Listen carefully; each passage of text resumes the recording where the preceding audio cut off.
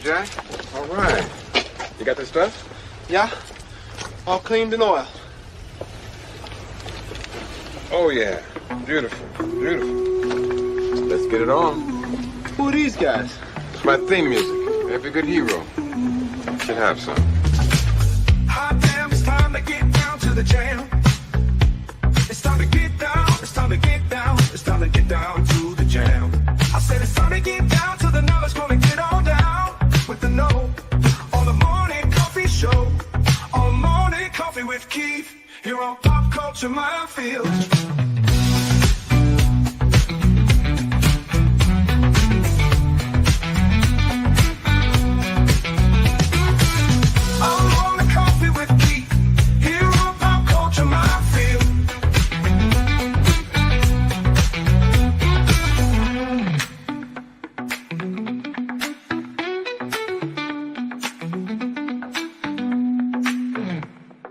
Excuse me, can I get a cup of coffee? Black? Can't you see we talking? White? You know, a week ago, when we were last gathered here,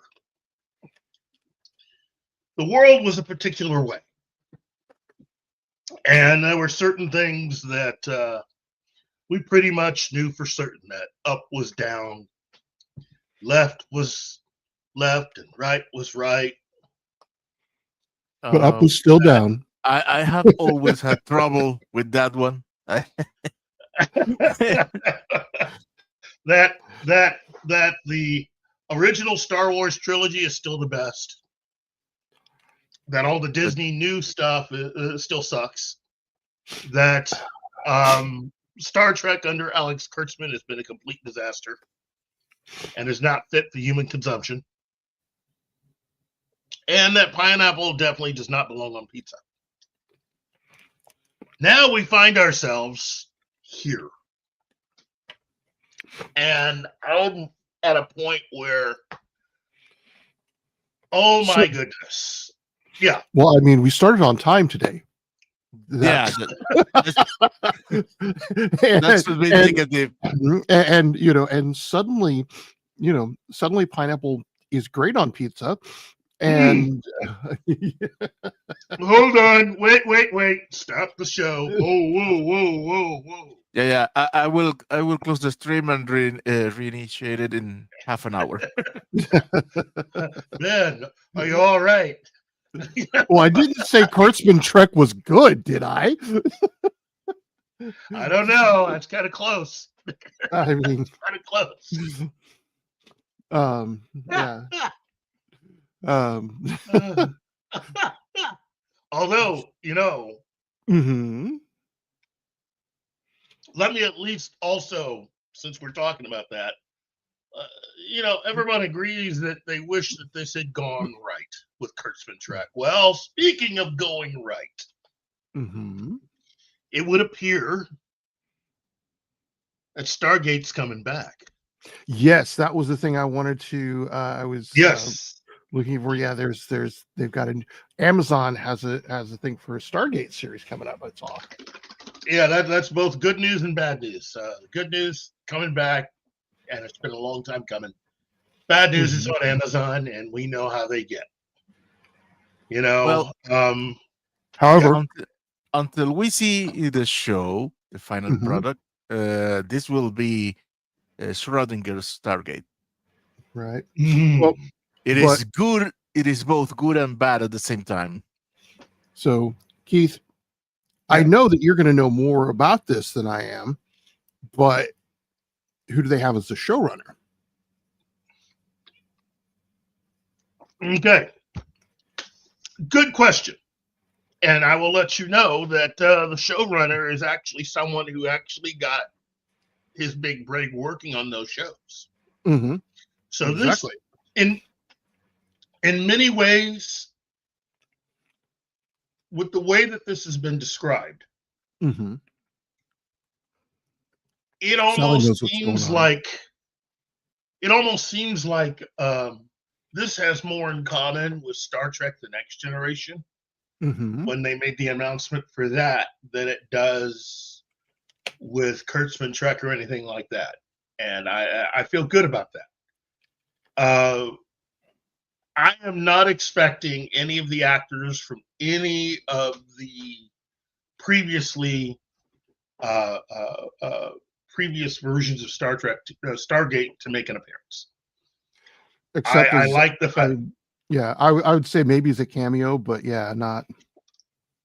Yeah. Well, I'm not even expecting that personally. Mhm. With the people, look, if you're going to bring back all of this talent behind the scenes, if you're going to bring back the core creative team from the original series of shows that they had, SG-1, Atlantis, Universe, just that core creative team, and you have them working on this, then yeah, I don't need a cameo by any of the actors. I really don't. It could really be a next generation type of situation where it has been now almost 20 years, give or take. So Let's see here. When Stargate. So are we going by the end of Stargate Universe? Yes, because that's the last time we actually saw this entire thing. I mean, right. So Stargate Universe would have ended in 2011. Okay. Well, then we're looking at about 15 years at least. Yeah. Okay. Yeah. That's enough time for a lot of things to have changed. And again, I'm not expecting anyone at all to come into this, even though Christopher Judge does look good. I mean, for a guy, he could definitely do it. I think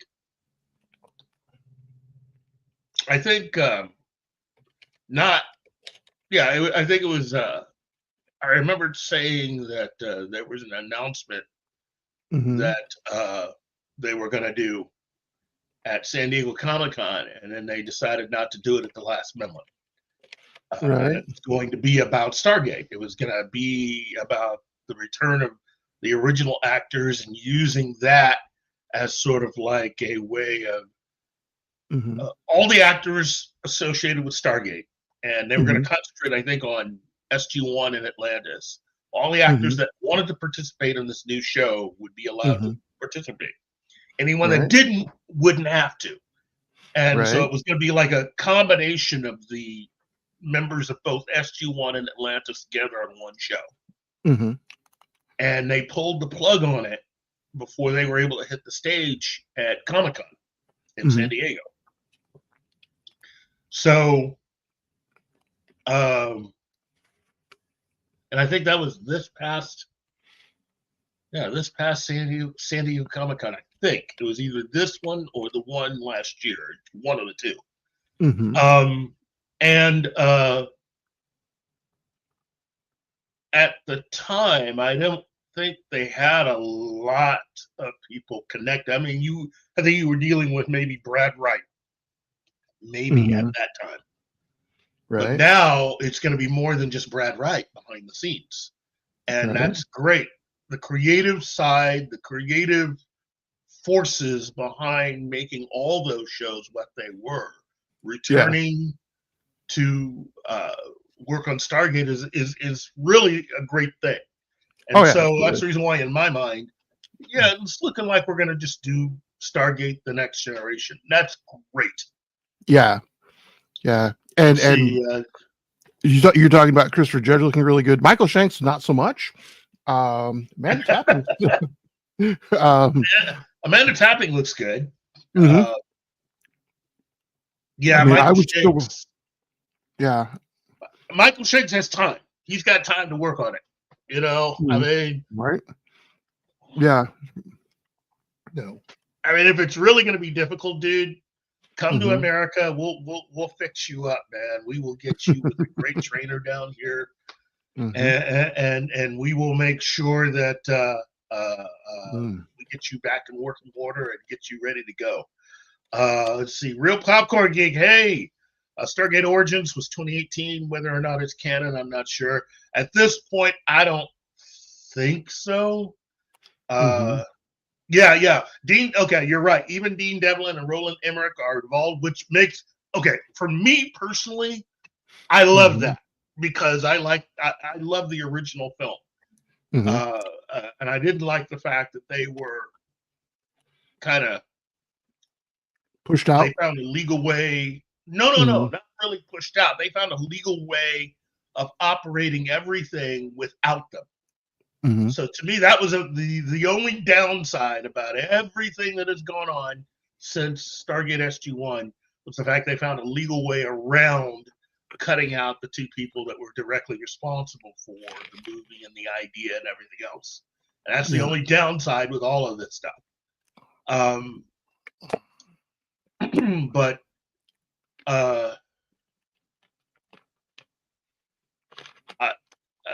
again, I've only seen bits and pieces of Origins. I didn't feel one way or another about it, you know. But as a fan of the Stargate universe for television, I'm very happy about this. And again, I think this would be a really good thing because in many ways it'll give a lot of you youngsters out there the opportunity of experiencing what a lot of us Star Trek fans originally experienced with The Next Generation. You know, there were those fans who were anticipating and those fans who kind of, you still had a group of people that were just going to be a-holes about the whole thing.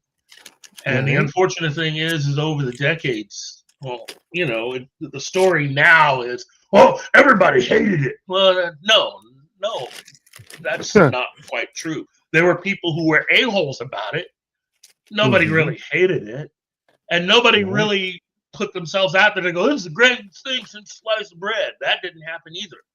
Right. At least as far as what I knew and the people I knew around me, we were all just sort of curious. Okay, let's see what you got. You know, because Roddenberry. See, to me, I knew that Roddenberry was involved because I was reading Starlog. And so they published several articles from behind the scenes. I knew that Roddenberry was involved. I knew that he was bringing back Dorothy Fontana and who else did? It was Dorothy and David. So David Gerald. And so he brought in a couple people also from behind the scenes to work on it. So you had a core team from the series that started it all that were at the heart of what they were doing. I felt great about it. It's like, okay, let's get this going. You know? Hey, Penny. The lovely Penny. But yeah, I think this is good. And I hope they're successful because this is the kind of kick in the pants that needs to happen right now. Everything is out of sorts. Everything is messed up. Everything is just beyond backwards and inside out. And it just seems to me that at this point, with the way fandom is, if any IP can figure out a way of getting back to just giving the fans what they want, that is the kind of kick in the pants that Hollywood needs to get back to trying to basically entertain everybody instead of just narrowly trying to entertain a really small number of people who aren't fans, which I never understood that. I never understood why you would want to chase people who are not fans of what you're doing in hopes of what? I mean, that's like the movie Cliffhanger, and you're holding you're holding on to a piece of rope just enough, and you hope that there's another rope just through the mist that you can swing onto to save your life. You don't know if it's there, Mhm. but you believe it's there. And you're willing Right. to let go and reach out for that other rope. Not reach out and grab on and then swing onto the other rope. No, you're going to let go and reach out. That's what this has all been like since at least 2016. And Hollywood's paid the price financially for it. You know, Star Wars has not been right. Star Trek hasn't been right. Almost every franchise has suffered because you're dealing with people that either were never fans or people who had this idea that they were better, smarter than the people who actually came up with the original concept and thought they could improve it. You know, I'm looking right at you, Lord Hiswich and Witch and Histrich and your people at Netflix and your entire writing staff for The Witcher. God, that was just completely mucked up. You know, if you've been hired to translate something, and that literally is what you are doing when you take something from one form to another, you're really just translating in a sense. You know, you're adapting it to a new medium. And there's always going to be certain things that you can't do in going from both literature into film or video game into film or television or whatever. But this was someone, and her staff of people mocked anyone that were fans of the original source material. And in this case, they mocked Henry Cavill.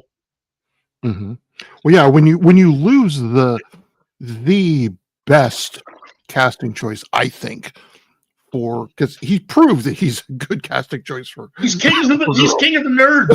He's king of the, right. He is our current king. He is the king of nerddom. Until he decides he doesn't want to be, he's it. He's our guy.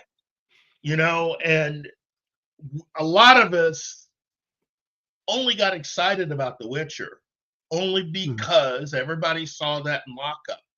Somebody put a digital mock-up of what he would look like as the main character. And that pretty much sold anybody that even was halfway going, I don't know if I want to say, oh, okay, it's Henry Cavill. And then those first images came out. Yeah. And I knew a lot of ladies that just lost it. I mean, just that first pic of him sitting in the bath. And somebody created a meme where, you know, a lady's like, well, takes one look at the picture, goes, well, guess I'm pregnant now. You know, like that. Right. Just, but that's the thing. That's the power of Henry Cavill. Oh yeah. And I mean, Henry Cavill is the only person I know of that can do what he has done with Warhammer 40K. Oh yeah. He's the king of the nerds right now. He is our current king and has been since at least Man of Steel. Since it was at least established, he actually really does play PC games. He collects, he paints, he constructs PCs.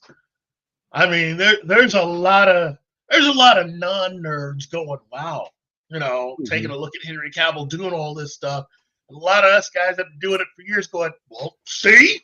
Right. You know, I'm surprised, on the side note, I'm surprised Henry Cavill never got a deal with some company to actually construct PCs. Right? Oh my God! If that man was willing to sell out, he could simply, you know, walk through a factory, touch every PC on a line, and then, you know, it's like, call them Henry Cavill PCs. I mean, oh geez. Well, they could go the Kiss route, like with the Kiss comic book, and just have them drop a little blood into a vat, and they find a way of just. So I know a lot of ladies that do it. I know a lot of ladies that would really love to do it with him, including some of his co-stars.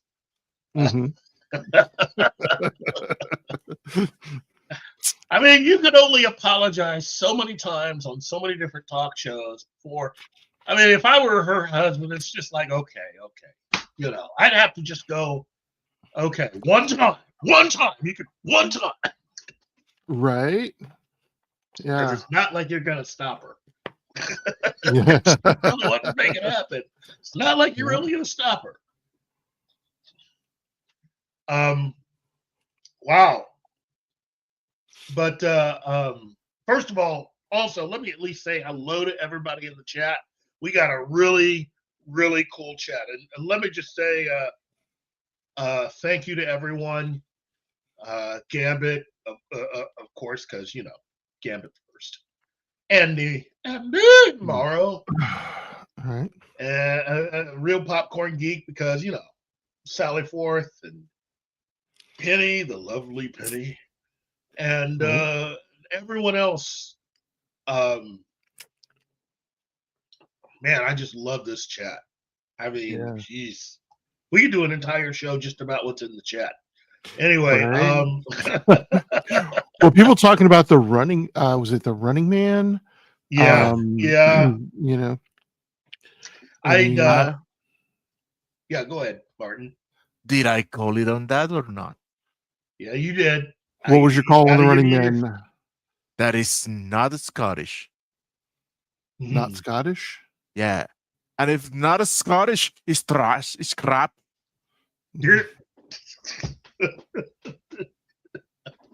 I knew that movie was going to be crap. Too many changes. I mean, okay.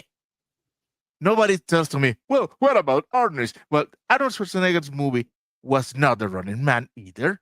No, it was just a Schwarzenegger movie inspired by The Running Man.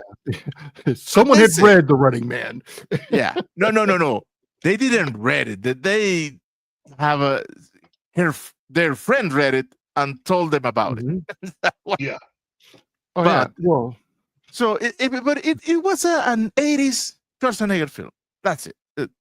Yeah, it really was. It really was. Yeah. I mean, but then they say we're gonna do The Running Man, and they don't. Right. Well, it's a little more resembling, which makes the things that do not work just worse. Yeah. Because we were expecting the real thing. Again, how many have seen this year? 3 of them. Right. Freaking Dracula, freaking Frankenstein, and freaking Running Man. Oh, this has been a trifecta for me this year. Well, it's been a freaking disappointing year for you then. I did borrow. I will not confirm nor deny that allegation. Do of that what you will. Right. Oh, well, look. First of all, I'm sorry it hasn't been, the best for you. For me, it's had its moments this year. Oh, no. I didn't say it was a bad year for me. I said that these 3 movies have been the trifecta of hell for this year. Oh, I have good experience in entertainment this year. Well, I will say this. This has been a good year. It's not been the very best, but it's been a good year. There have been a lot of things. Look, we're going to talk about this in a few weeks anyway. You know what's the best thing? What? There hasn't been a Star Wars movie this year. Oh, snap. Yeah, give them a chance. Give Disney a chance. They're quickly trying to put together one. Look, all I can say is this. Disney, you need to work harder and making some changes, because as of right now, everyone else is gearing up to do something that has the interest of a lot of fans. And if any one of these projects manages to even do, compared to you guys, I mean, if it manages to accomplish maybe half of what it was able to do when it was popular, you're in trouble, Disney, because Star Wars isn't where it should be at all. Marvel isn't where it should be. Pixar isn't where it should be. And it looks like everybody else is gearing up to basically just leapfrog you. And at this point, I can't really see anything that Disney has planned outside of maybe the upcoming Avatar, and even then, Disney really doesn't profit from that. James Wait. Cameron does. Disney makes plans. Oh yeah, I'm sorry. Yeah. They just sort of put stuff together and it happens, you know. Well, they have to make plans because they've wasted way too much money. I mean, if there's one company that has wasted a lot of money, almost to the point of like just piling cash and setting it on fire, it's Disney. Between Captain America, Therapy Squad, aka the Thunderbolts, and Fantastic Failure, I just that hurts. it should hurt. It should hurt. It's the Fantastic Four. It wasn't that bad. Oh, I could wipe the. You know what? I'm not going to say it. I'm not going to say it. Yeah, I know. I'm not going to say it. Yeah. Oh, kid. It's not the real universe. Okay. Yeah, I mean it was 828. Yes. So it isn't that bad. It's not your real beloved character because it's in another universe. Yeah. I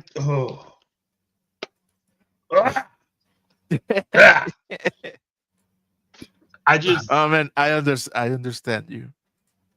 And they have Wonder Man coming out. You know, I mean, come on. They find new ways of screwing it up, and it's just, you know, that to me is the only positive thing about the upcoming movies they have, because we're going to end all of this and hopefully start with something better. You know, they'll have a chance to begin again. The thing is, I don't think there's going to hardly be a lot of fandom left to see what they got. You know, they've made people wait for so long, and they're betting everything on, really, literally on Robert Downey Jr. And let me be very clear about this. At no point for any movie has Robert Downey Jr. ever let Disney down. I mean, yeah, if you're going to bet on anybody other than Henry Cavill. Well, here's the thing. Chris Evans, I mean, really, the core group of actors have never truly let anyone down. Yeah. But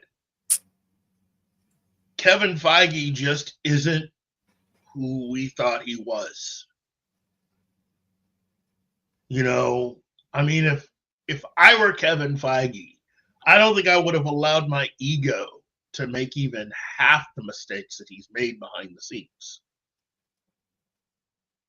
You know, the whole catastrophe with Daredevil Born Again. How do you mess up Daredevil? Is the one thing I kept hearing when that came out. And my response has been, well, of course he was going to mess it up because he fired the guy who greenlit the whole thing, ran it. The moment they let Jeff Loeb go, Jeff Loeb was the person put in charge of all of Marvel Television back during, you know, the beginning of all of this. Like, Kevin Feige was just the head of Marvel Studios. Ike Perlmutter put Jeff Loeb in charge of Marvel Television. So he ran all of that stuff, including the stuff at Netflix. And eventually, once they decided to encompass everything, after Kevin Feige figured out a way of getting Ike Perlmutter booted and assumed his place to just sort of be the head guy to absorb everything. Mm-hmm. That's where you're getting a lot of your problems. And again, let me just say, I'm not sitting here saying, well, it's all because he hasn't had enough time. No, that's not what I'm saying. That's what we call copium. You're coping. What I'm saying is that Kevin Feige so far is one of the few things left that you can point to as having any real blame in how far off track everything has gotten. I mean, I don't know whether or not to call him and Kathleen Kennedy either by their names, or are they in fact in the Matrix? You know, are they both the one? Because they seem to be able to dodge everything and still keep their jobs. You know, even though what they're making, nobody seems to truly like they did before. And it's not us. It's them. So yeah, eventually everybody else was going to figure it out. You know, and again, it's either going to be Star Trek, or it's going to be Stargate, or something. But eventually, one of these franchises is going to figure it out. And the fans are going to heap love and praise upon it, and they're going to start making money. And eventually, Disney's just going to have to look at it and go, are we running a business or are we running a charity?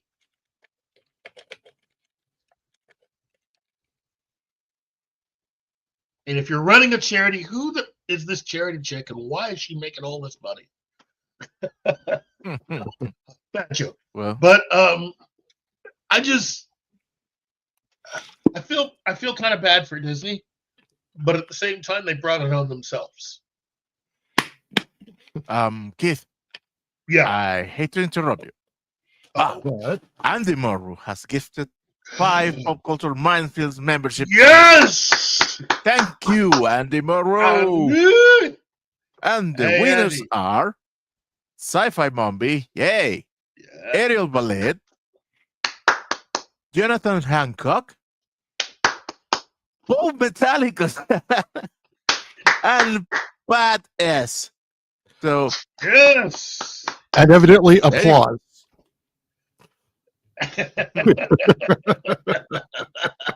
Thank you, Andy. Let Andy. me try to get something here. Okay. This is here. I think this works. For that, you get the head, the tail, the whole damn thing.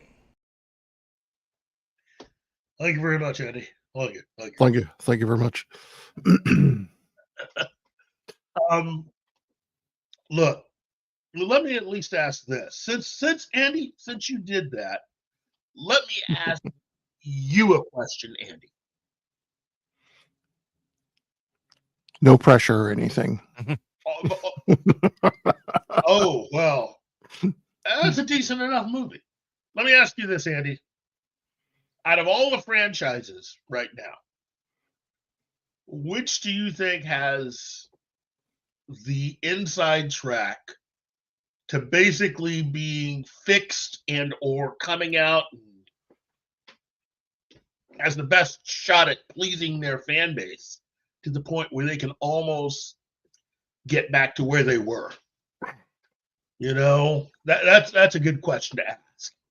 Which do you think is going to beat Disney back to the positive side of things? Hey, Real Popcorn Geek, that is an excellent thing right there. Yes, Jeff Loeb should be in charge of Disney. You know, and it's the lovely Anima Confusa because, you know, she's cool like that. And she is a vision. She is a vision. Trust me. Real Popcorn says Stargate. Stargate?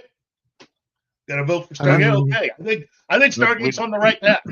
I mean, I would second that vote. So, you know, you got no hope. You've got no hope for Star Trek, or let's look. Trust has been broken.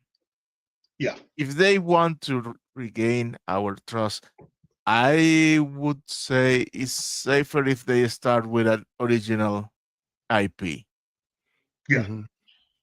Once they have shown to the world that they can do a good show, then take over a beloved property. That is how I would go if I were them. Okay. Ben, what do you think, buddy? Well, I mean, we've seen evidence that Stargate has a lot going on in its favor, which is the most encouraging so far. If they can push Kurtzman out, Trek has Trek has the farthest to go, I think, because they have a fan base that goes back decades. So you have one of the highest bars there. For Trek. And it would take a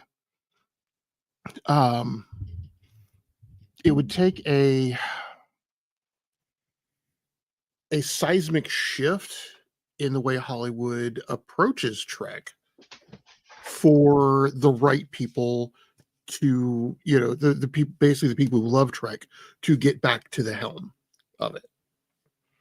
So Trek has the highest bar and right now the worst toolbox. Star Wars, God, you were dealing with Disney, but they, they recently, by comparison, Star Wars has, learned some good lessons, evidently. But it's hard, but they're still stumbling. So yeah, I mean, yes, right now Stargate has the best chance of getting back to it.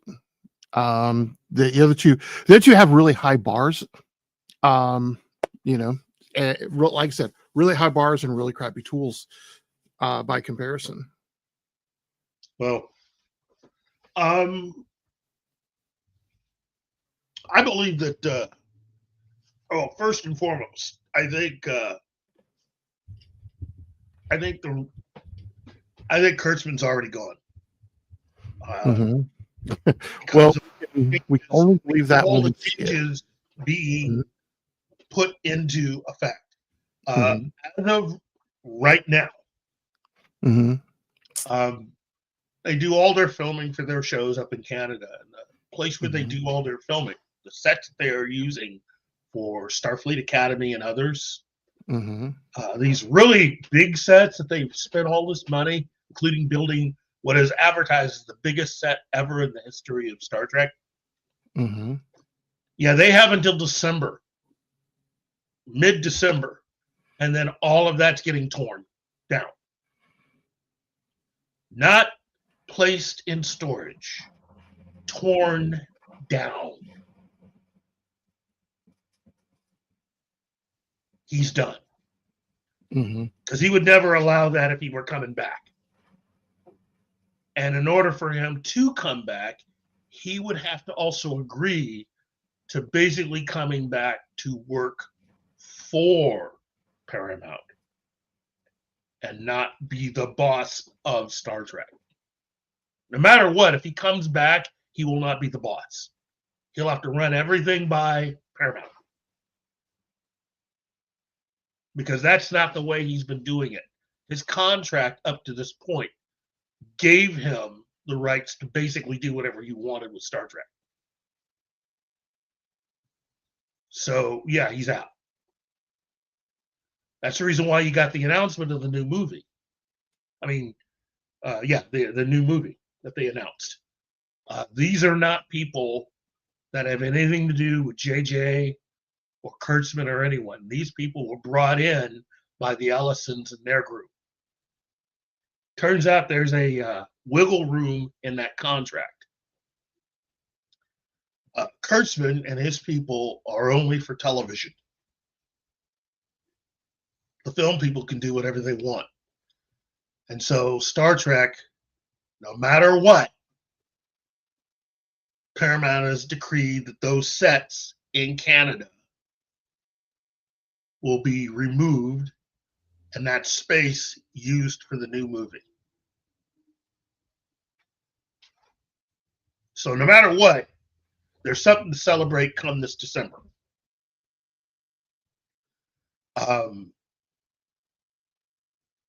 Academy was only set for 2 seasons, which, okay, is code really for 1 season.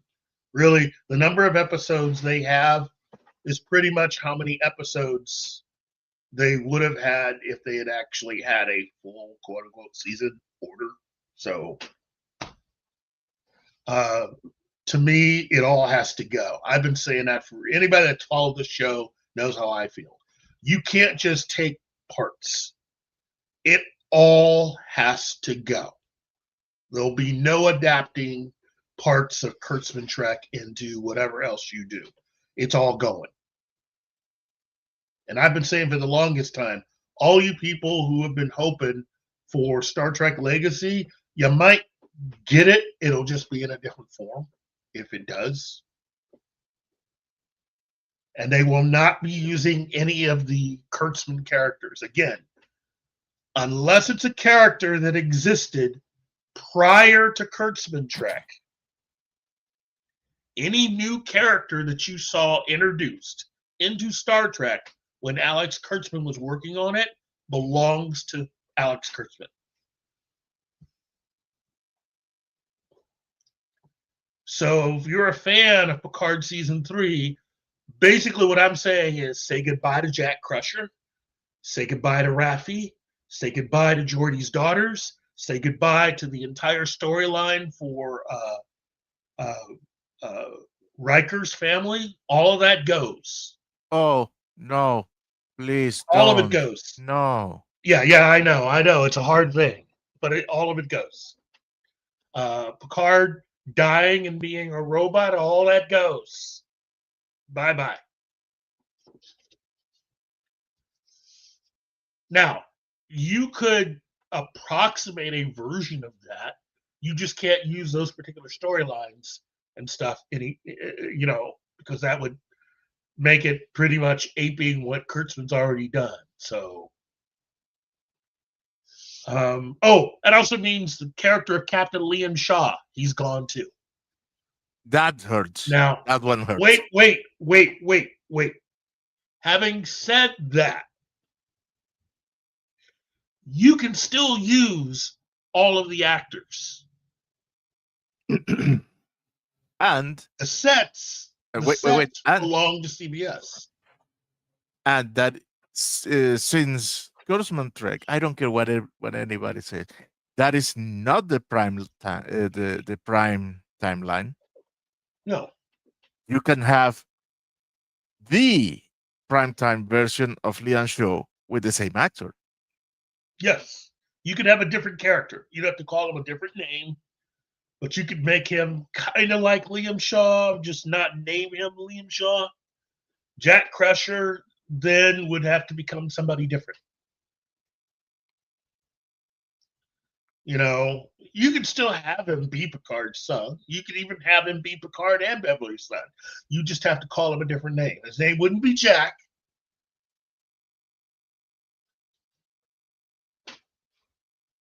See? Beckman's girl and I are on the same vibe here. Okay, we can reversion this people. Yeah, no. You can have all the actors back. You just have to call them something different. Raffi, all that storyline and that character is gone. She'd have to be somebody almost completely different, or at least kind of the same, but not quite.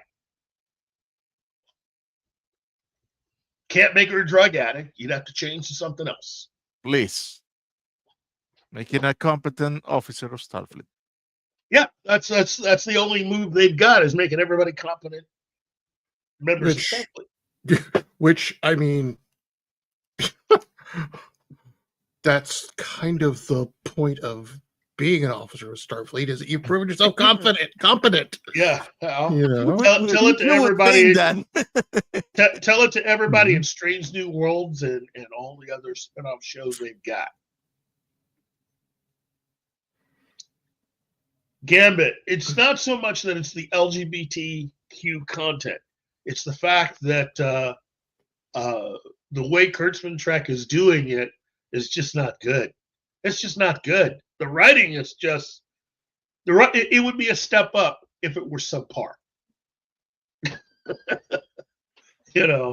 And many of the writers agree with us. That's the other shocking fact. That's the part that really surprised me. So, hey, everybody. The boss. Presenting the man himself. The mighty Gert. The mighty Gert. Gert Kissel. Hello, Gert. Hey, just thought I'd pop in and say good morning, you guys. Good morning. How are you, buddy? Oh, I'm not dead. What? Damn.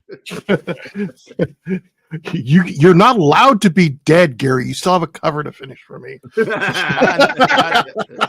Contractually, you can only die on show. Well, and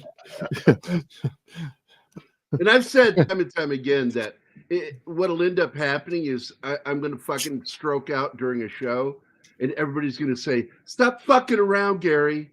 I'm going to be fucking dead. well, you've actually kind of stumbled in adjacently to my retirement plan. I'm going to be my plan is to be so damn weird that when I do go senile, no one knows the difference. Knows the difference. There you go. Yeah. Damn it. I mean, it's brilliant. It's like, well, no, he's always like that. He's always a little weird. He'll just let me continue on with my life, and I'll just walk into a room, just start grabbing girls' boobs, and then turn and look at everybody, go ooga booga booga. He'll wander off. I'll say, I'm Joe Biden. Oh, jeez. Oh, all right. wow. So I am just popping in to say hi to you guys. And It's good to see you. Yeah, look at that. The woman that loves me. Here's that old fart who let him in. We don't know Anima. I think it's Martin who's to blame on that one.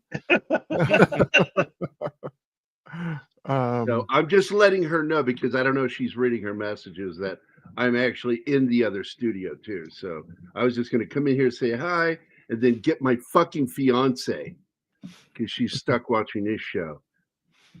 Oh, hey, before you go, Gary, we all want to wish you a happy birthday, Sally. Sally Ford. Right. Well, if we're going to do that too, and by the way, happy birthday, Sally Ford. We have another friend to this channel whose birthday is today, and I thought I would bring that up. Let's go. Yes, sir. I love my internet. There we go. Yeah.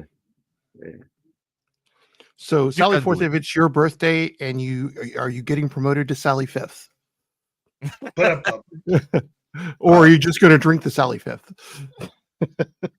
Well, Sally, I hope you enjoy your 21st birthday. Is that how old she is? Wow, Oh, that's awesome. I know, Right? right? Here it is. All right, it is this lady's birthday today, and she's a dear friend of mine and a friend to this channel. And there she is. Let's go, baby. oh my God.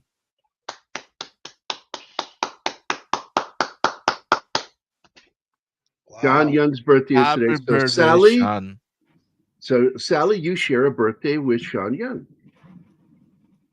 So there you You go. tell her I said hi, Gary, next time you talk to her. Hey, man. You tell her hi. What do you mean? She didn't friend me on Facebook. Oh, she didn't? No, God. that's okay. It's all good. Just tell her I said hi. Okay. Anyway, Ethan. I already wish you a happy birthday. I'll message her and tell her that everybody at Pop Culture Minefield, including Keith, Martin, Like but not Ben. Not Ben. I'm going to say Ben. Ben doesn't wish you a happy birthday because he's a jerk. So happy birthday, Sally. So there we go. All right, I'm going to stop sharing now. All right, and I'm going to fuck off and go hang out with my fiance and do some stuff, including artwork for some asshole I know. Right? We're not using names today, are we? Hey, Ben, come on camera just for a second. Okay. Hang on just a second. Hang on just a second. All right. All right, I gotta turn my camera on and shit, man. You have to comb my hair and all that stupid shit. There Put we on a go. shirt on top of that white beater. All right. Now, what I want you to do is just move your mouth like you're making words, but don't say anything. Oh, jeez, God. Wow. There's a that only work. No, wait. That only works, if your mouth doesn't move, but I talk. Right. and I start saying, start saying Gary like shit. Yeah, Gary's a shithead. And I'll be like Edgar Bergen. I'll just be over here going, where's ventriloquist ever was Edgar Bergen. Right? His mouth never stopped moving. He didn't even try. God damn, he's funny. God Yeah, damn. that's the thing is, Charlie McCarthy and Mortimer Snerd were the funniest fucking I don't know what to call them, the mannequins. Characters actually. They were dummies. the characters. That's the thing. That's the beauty of ventriloquism is it lets you be an asshole by putting the characters, the dummies as your surrogates. What is this? What is this, Anima? That was code for quote. I need to get dressed first. End quote. Okay. I need to don't turn have on my to be- camera. She does not need to be dressed for our hanging out. Oh. Things Uh, you shouldn't be hearing. Things you shouldn't be hearing. Oh man, that I'm a dirty old man. I am a dirty old man. I don't care what anybody says. I want to be. What's his name? Marty Feldman from Laugh-In. Yeah. Hey, you want to go play? You want to go play count the beans in my room? well, Gary, you didn't have to wait to get old. Yes, I did. And you didn't have to wait for somebody to buy you a tricycle and a nice range. No, yeah, right. But I can tell you this: I was always a dirty young man, and then That's I right. got old. See? Yeah. Yeah. So you didn't have to you didn't have to wait to get old to be dirty. Right. I've always been very filthy minded since I was young. I mean, I was a little kid, and I was like 7 years old, already thinking about that stuff. Like, Wow. Gary. She says, "I meant Ben, you idiot." What?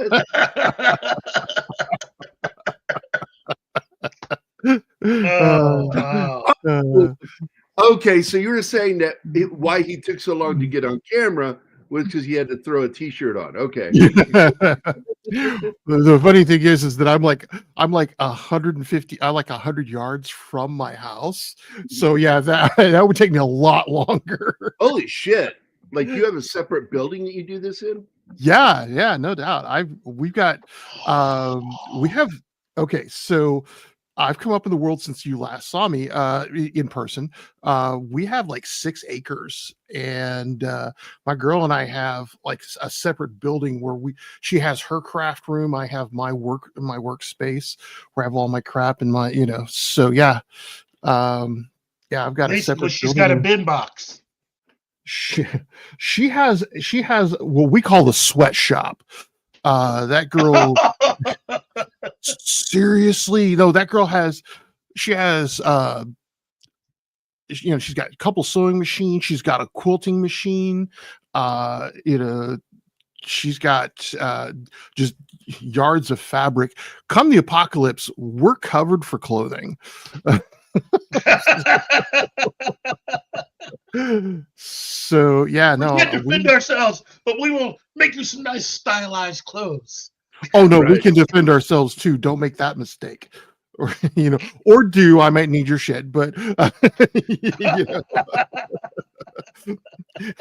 I've always wanted to have a room that's always locked, Mm-hmm. and like there's nothing in there but storage.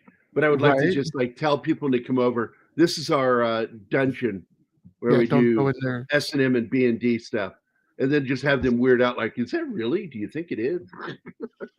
That's just storage, right? And S&M is storage and maintenance. Yeah, storage and maintenance. There you go.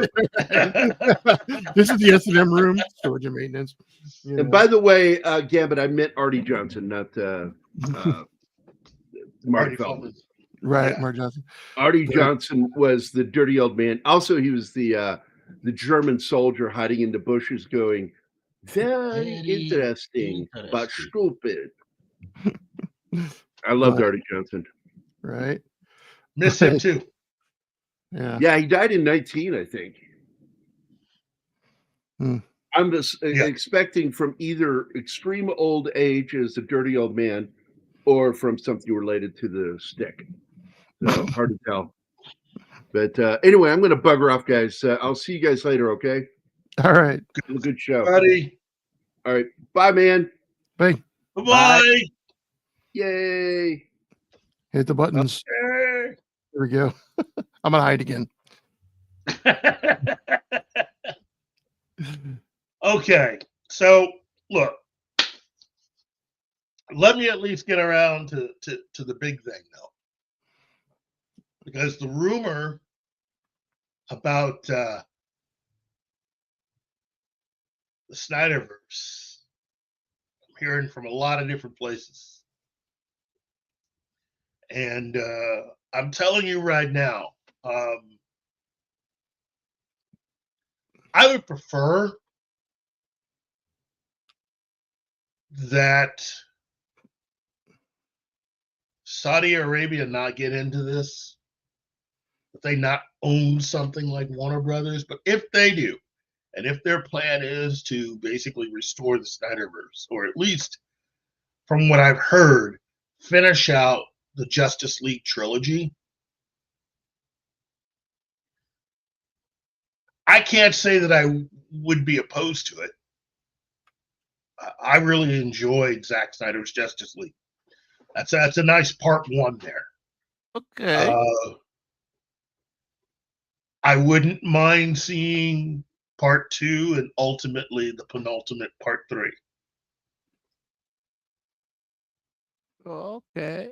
If they allow him, if they build him a studio in Saudi Arabia, so just so he could film the second movie, that would be freaking fantastic.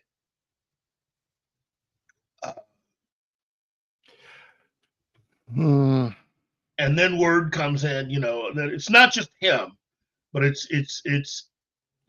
supposedly this has been something that both he and Christopher Nolan have been working on. And my whole thing is, well, if the Saudis want to come in and do that, Zach, could you at least see if it'd be all right to also, oh, I don't know, see if they could actually put out David Ayer's original version to Suicide Squad, because I really want to see that.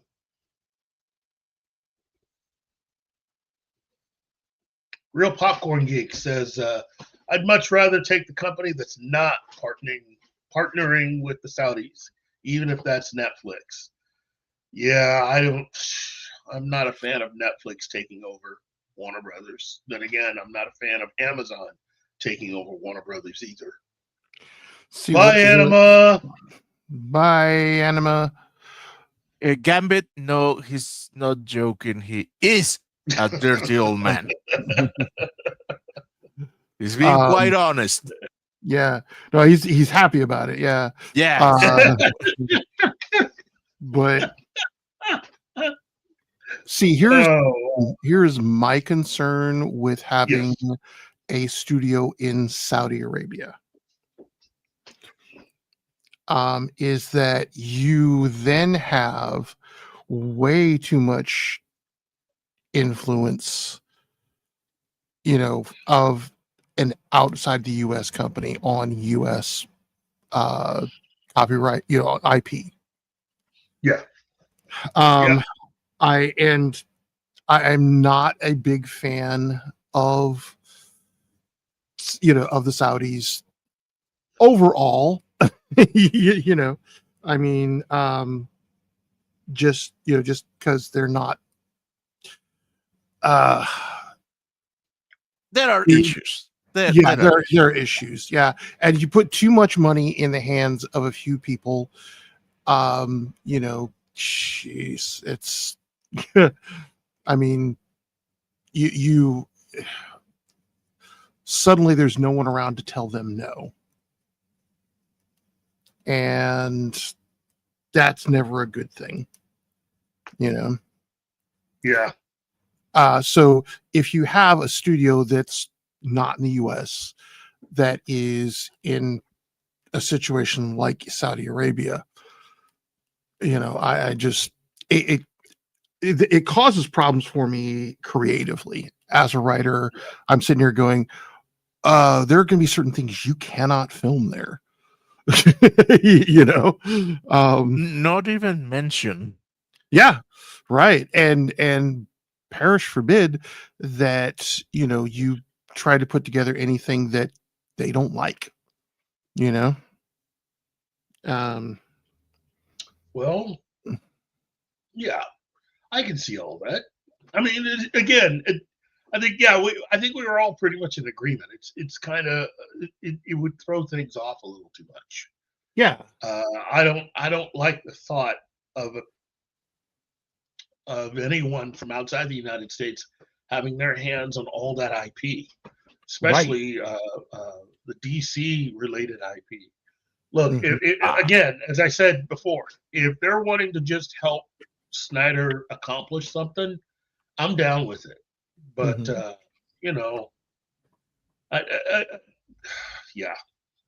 just can't. Well, let's be honest here. We're past that point. China has put their thumb on the scale of entertainment of Western entertainment too hard for too long, and I don't see it changing. Yeah, unless you just don't care about opening in China, which I don't see it changing. Right. I mean, well, China has released the highest grossing film, in a long time. And it's one I haven't even seen. I didn't even know about it until it broke records. But I think that our best hope are the indies. Yeah. As an indie writer, I am going to wholeheartedly agree with that. Here's my thing. When I'm gonna clash with everybody. Again, I know, Mhm. but I enjoy our franchise, old franchises like the next person, but Mhm. I think it's time to let them go. We need new ideas, new IPs, new products, new franchises from new sources, EA indie sources. Mhm. Yes. I think one of the mm, allegedly positive things that will come with AI animation is that. Uh, Well, I look. I think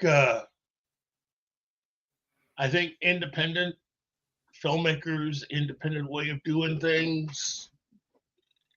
I think that's great. I really do.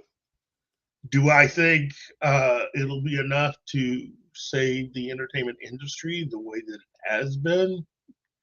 No, I don't. Determine the entertainment industry, the way it has been, has to go. Yeah. see, yeah, now we're getting into triple X territory. You know, Oh, uh, kinky. you know, one of Vin Diesel's best lines is, if you're gonna hire somebody to save the world, make sure you get somebody who wants to keep it the way it is. Yeah. Yeah. you know, um, Oh, so you're a fellow Sander yeah, fan. yeah, Okay, good to know. yeah, because that's the thing is that the entertainment industry, it's not an industry. You know, um, this is one thing that I also I don't agree with her on everything, but there are certain things that I do entirely subscribe to from Amanda Palmer, and the idea that there is success as an entertainer, can be being loved by a small audience that you can connect to, Mhm. as opposed to being very distant, and loved by a large audience that you do not connect to. And I think that has become the biggest disconnect between the entertainment industry and the actual good stuff that we need to that we need, that made, for instance, Star Trek what it was, but kept it from what it could be. Well, I have a counter argument to that. Okay. Tom Cruise. Tom Cruise, what about him? He's successful and he's disconnected from a lot of a very Yeah, huge global audience. I mean, yeah, and that's the problem with being on that level.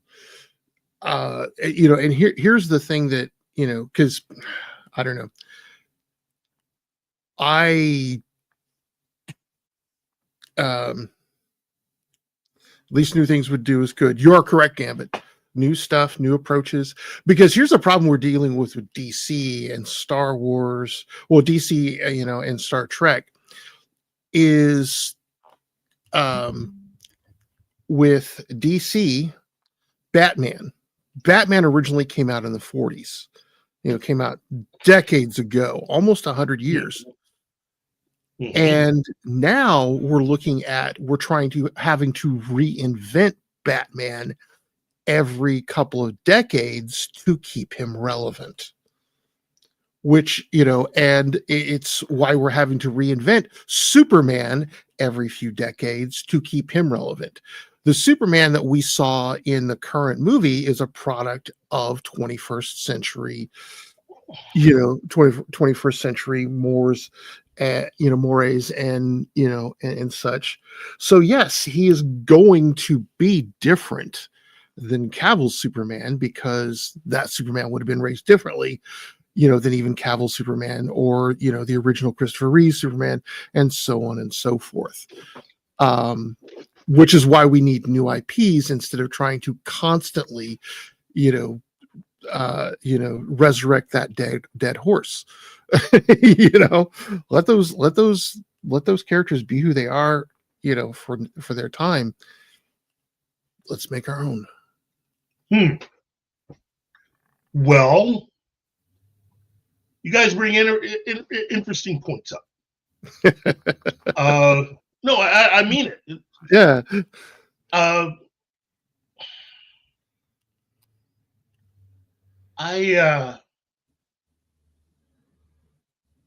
I can see that.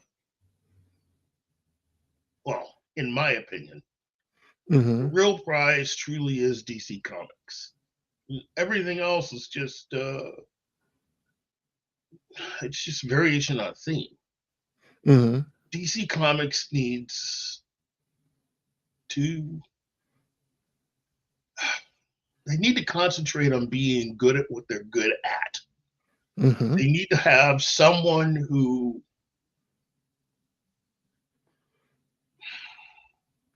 James Gunn is not doing the same exact job that Kevin Feige is. Okay. His job is to run DC Studios, and that's it. So he's not connected to anything else within that. I think what needs to happen is there needs to be an effort on all fronts to just move forward and have exciting projects. And rather than to keep everything in the shared universe, I think that they should go with what has truly been working for Warner Brothers far longer than any other thing that they've done, which is just making movies. That's it. A shared universe is hard enough to keep going. If you just make stuff, I think you can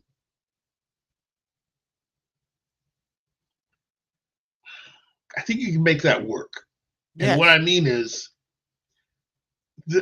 as I keep saying, there are characters that DC, for whatever reason, I keep saying DC, that Warner Brothers has never really saw fit to bring to life, even though these are some really cool characters. And I think they should go with the formula that they have been using since they first bought DC and put out Superman the movie, which is you find a really good writer and a really good producer and a really good director, and you just start making movies. Don't worry about connecting anything. If everything turns out the way that it should, then you can worry about connecting all of what you put out into its own shared universe. I think you could get away with making a Phantom Stranger movie.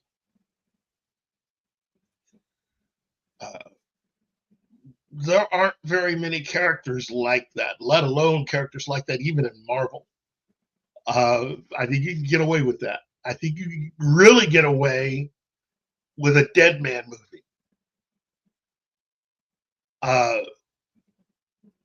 And I'm talking about like OG Blade 1998 movie type of film for Dead Man. You get Blumhouse going on it. You could have something really, really cool. Heck, you could get Guillermo del Toro on a Dead Man movie, and that'd be fantastic because it's just the type of project that's really up his alley. But you could also do something like, they have enough time to throw in the towel on all the ideas they've come up with for Superman and just go ahead and create something different. Now, the rumor was that James Gunn's Superman script for his sequel was pretty much just Snyder's Man of Steel 2 script story. And I'm thinking that at this point, I know that there are people who like what James Gunn is doing. I like James Gunn. I think he's doing a decent enough job. But I also wouldn't mind seeing the rest of the Justice League story done. Mm-hmm. And I still think there's a way to do all of that without being disruptive. I really don't see a difference if you're going to allow the Robert Pattinson Batman stuff to continue. Why? And you're not going to allow Zack Snyder to complete his trilogy. I just don't get that. You know, I've said it before and I'll say it again. Nothing against Rob Pattinson, nothing against any of the other actors. It's just, I didn't think too much of that movie. Mm-hmm. Mainly because it does a lot of stuff in a very stupid way. And while the director promised that we were going to get a real Batman movie like the comics, which seems nowadays to be the last desperate call by those people who are trying to screw us over and not actually present to us something that is what they say that it is. Because that movie really wasn't. I'm sorry, it just wasn't that intelligent. Parts of that film I would have probably been more entertained watching paint dry. And probably learned more too. It's just dumb. You know, oh, I want a big Batman or detective. Yeah, okay, you can make him a detective, just don't make him a dumb detective. You know? Well, he never said what kind of detective. Okay, true. He never promised us a smart detective. He just said he was going to make him a detective. See, I am with real popcorn geek. I've been Yeah, that's saying what I'm this. saying. Yeah, but he's agreeing with Standalone. me. Yes, And- standalone and- features. Even inside each character, you don't have to make all the movies a sequel of another. You can do independent stories, like That's right. the good days of DC animation. Well, and here's that's what I would do. I would re-energize DC animation. Whoever the people they have doing it now, I'd fire all those jokers. Yes. In fact, I would go back and find the two people who pitched to me, the two of the people that worked on Into the Spider-Verse, and I would tell them immediately, start work on the movie that you pitched to me. And because they had pitched and had artwork for a Batman Beyond film done in that style. And I would have said yes. I would have said yes immediately. In fact, that whole thing with Guillermo del Toro earlier in Dead Man, the only reason why I wouldn't immediately have Guillermo del Toro do Dead Man is because I think Guillermo del Toro would be better suited doing something like Swamp Thing or even just go with his original idea for Justice League Dark and do that. And you know what? I didn't feel bad about the Arrowverse ending. It needed to end. I don't. I think it had run its course. You know, Arrowverse took an interesting idea in that it breathes new life into an old character. You know, with Arrow, I didn't agree with everything that they did with it, but they took because here's the problem with the DC universe is the bar for Batman is so damn high you can't do it in a TV series. Yeah. But if you take an established character, you know, and bring some of those elements into it like they did with that version of the Arrow. I wouldn't call that Oliver Queen the Green Arrow. That's Arrow. That's a different, a different subset of that character. It's like an alt verse. You have something stronger. Just like, and I'll give you a good example of what I was talking about earlier, taking, breathing new life into things. The Boys. The Boys takes everything about, superhero universes, looks at it through a modern lens and, a current lens, and creates a completely different story. It's not Superman. It's not trying to be Superman. It's a parody. Yeah. And that's Well, where or it's a deconstruction. Yeah, it's a deconstruction of the comics were a deconstruction of the DC superheroes. Precisely. And then the television show is a closer deconstruction of the MCU. Mm-hmm. And I really think that if you're going to move forward with doing anything with DC, it really is about just getting to those characters and things that haven't really been done very much. I love Superman, but I don't think we need to start again with the character. I'm one of the biggest Batman fans out there. I don't think we need to start again with the character. I think there's room for Wonder Woman, but only if you're really going to try to bring the character and all that is connected with that character to life. My thing against Matt Reeves is that he promised us A, B, and C, and all we got was 7, 8, and 9. And that's what he gave us. And now we're making terrible math jokes, and things like that because of it. Yeah, of course. Because, I got no problem with Matt Reeves. I think he's a very good director. But what he's doing is not "quote unquote" real Batman. It's not stuff in the comics. What he did was he took a character and did something completely different with the character and with the villain, and then tried to have us pat him on the back for being oh, he's edgy. No, it's dumb. Right. If you really want to go a different direction with Batman, because a lot of people keep complaining, well, we've already seen the Joker, we've already seen these characters. Everybody's, every version of Batman that we've had over the last 25 to 30 years has used the same set of characters: Joker, Riddler, Penguin, Catwoman. We've seen it. Okay, if you really want to be different, do only the bad guys that Denny O'Neil put together during his run. Okay, so start with,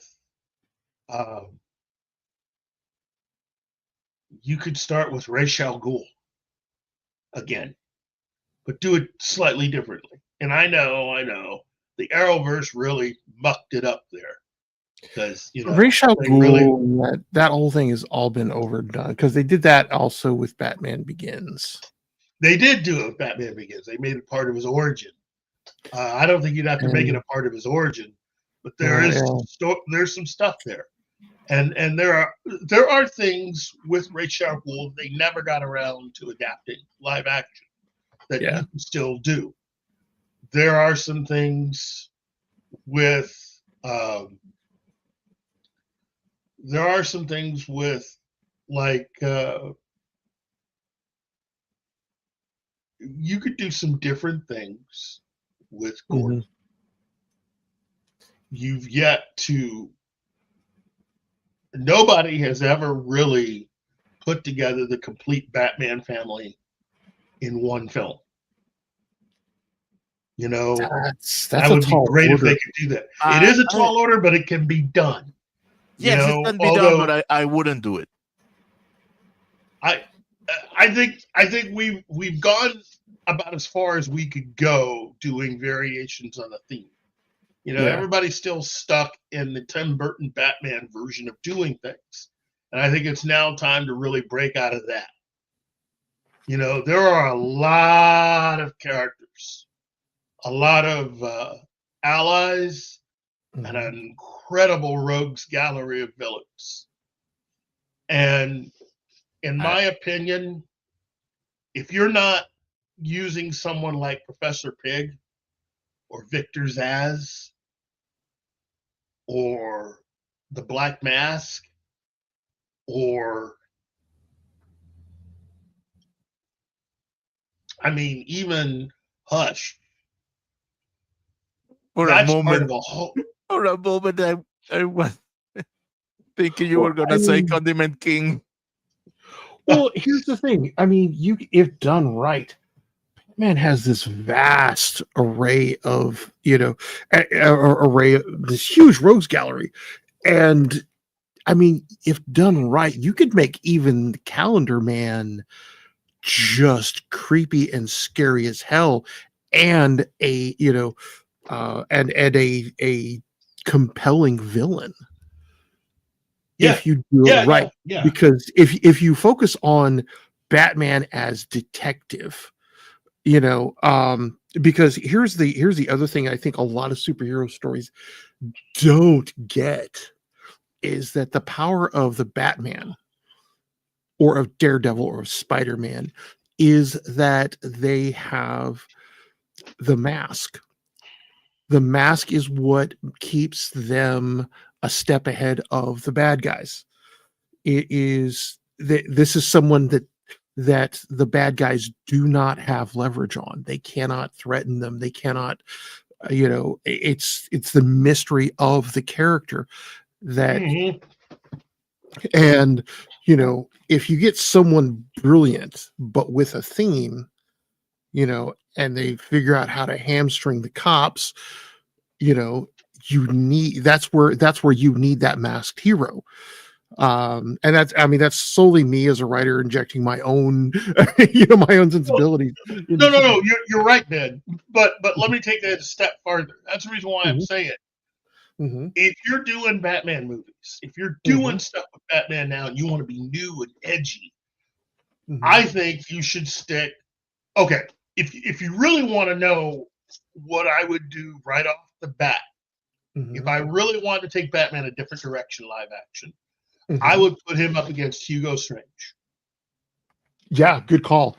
That character has everything that Matt Reeves wants, except that he doesn't use that character because the character isn't really considered to be a popular character.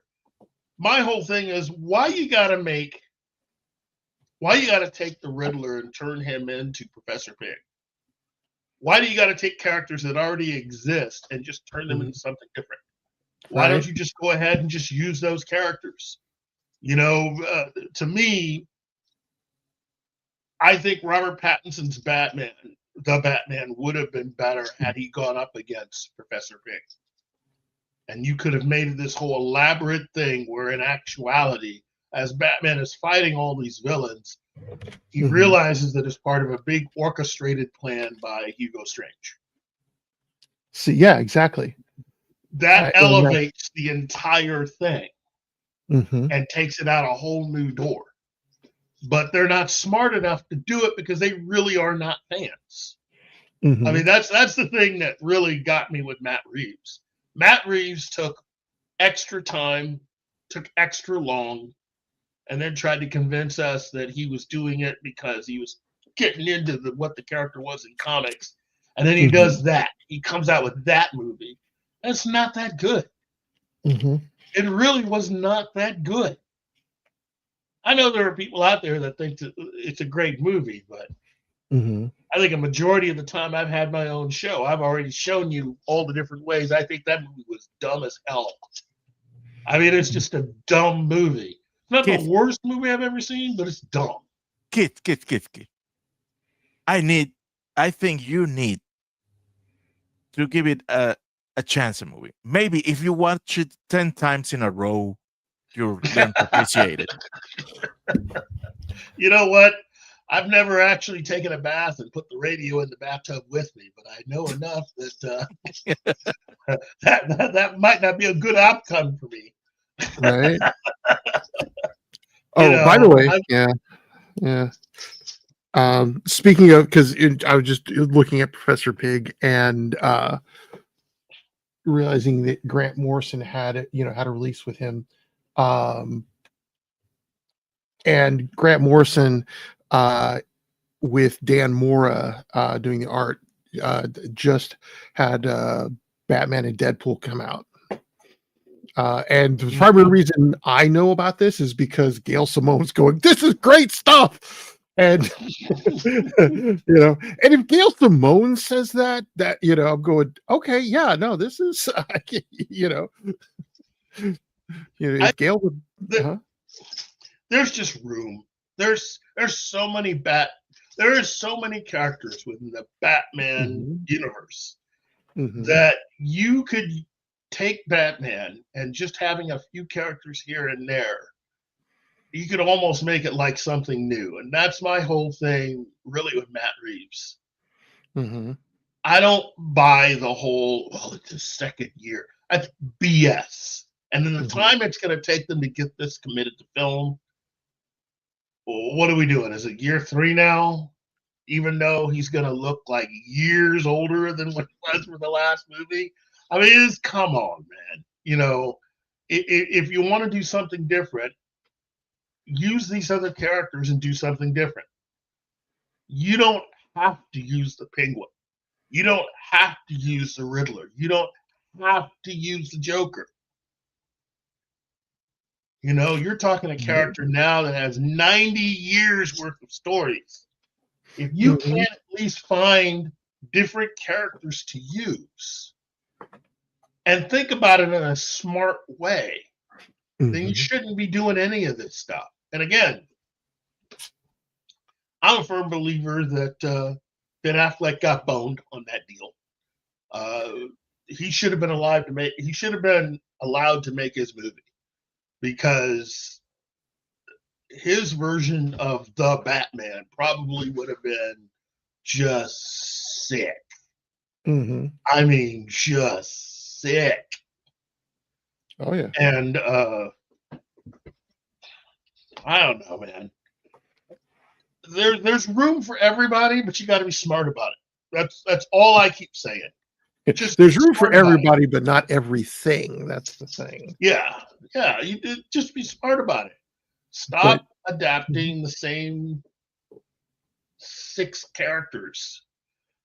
Stop trying to find ways of reintroducing us to the same thing we've already seen before. Yeah, well, and that's I think there's 2 things that you hit on. One, everybody's trying to be eggy, everybody's and everybody's trying to be all grim dark edgelord. Which sounds like a parody villain. I am grim dark edgelord.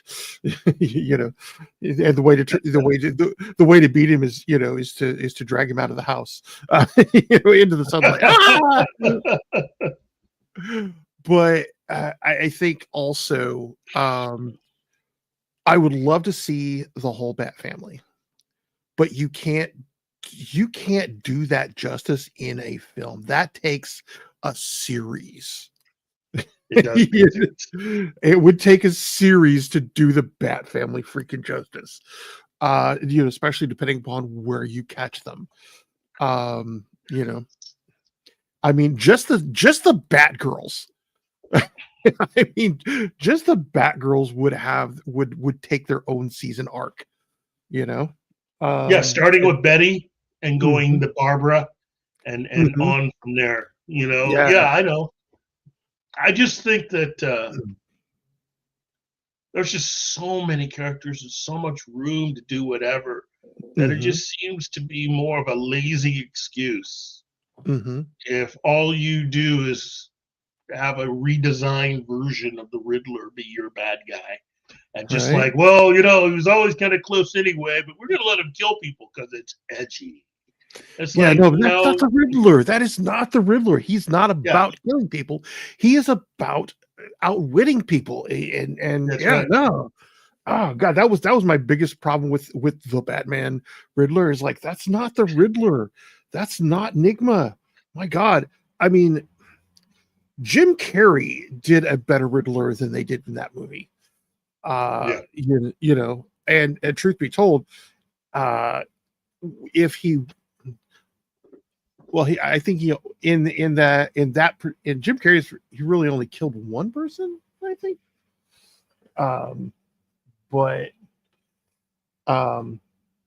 It just, you don't turn the Riddler into this into this, I mean, Riddler's a little psychotic, and he's not above endangering people, but in his eyes, if something he does that endangers people kills them, it's on the hero, not on him. I gave you every chance. I mean, oh God, okay, now I'm writing the Riddler in my head. But I mean, yeah, it's like you're talking about Professor Pig, just looking back into his backstory. So much you could do. Calendar Man, Zaz, Professor Pig, you could have taken that script for the Batman, remove the Riddler, and put Professor Pig in there, and would have had a much better story, especially if you took Catwoman out of it. Because to me, Catwoman is a complete and utter distraction. No, seriously. No, you're not wrong. But she is a distraction on so many levels. Yeah. but I mean, as a plot, her actual part of the plot doesn't mean anything. You really don't need her in that movie. No, not in that movie. No, if you're gonna put Catwoman in on something, that's where she starts off looking like the villain and ends up becoming an ally. You give her agency to the point where he is doing Batman's job and he doesn't know it. Yeah. I mean that's the way I would do it. That's the thing. She's doing Batman's job, but just making a profit. Matt Reeves' movie. Well, yeah, no, there's you could. Yeah, I could change 3 things about that movie that would radically change the Gambit thing.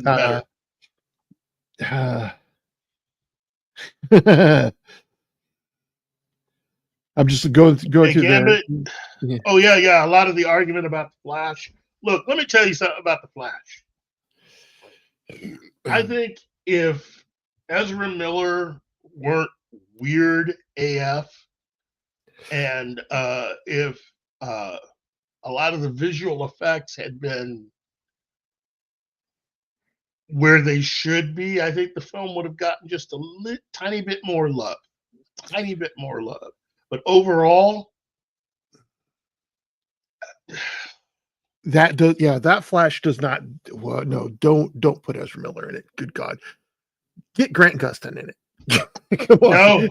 No.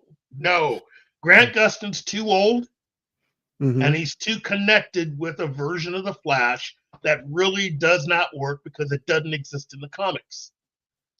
I hate to be that guy, but it doesn't work. He cannot be the way that he would need to be in order to be the Flash. It doesn't work. He is forever a part of the Arrowverse. He's a nice guy, and he's never done anything. But that's not the reason to go ahead and make him the Flash again, just because he hasn't broken any laws. Look, if you're going to he'd still do a better job than Ezra Miller, because it's not about doing a better job than Ezra Miller. It's about finding the right person to play the part.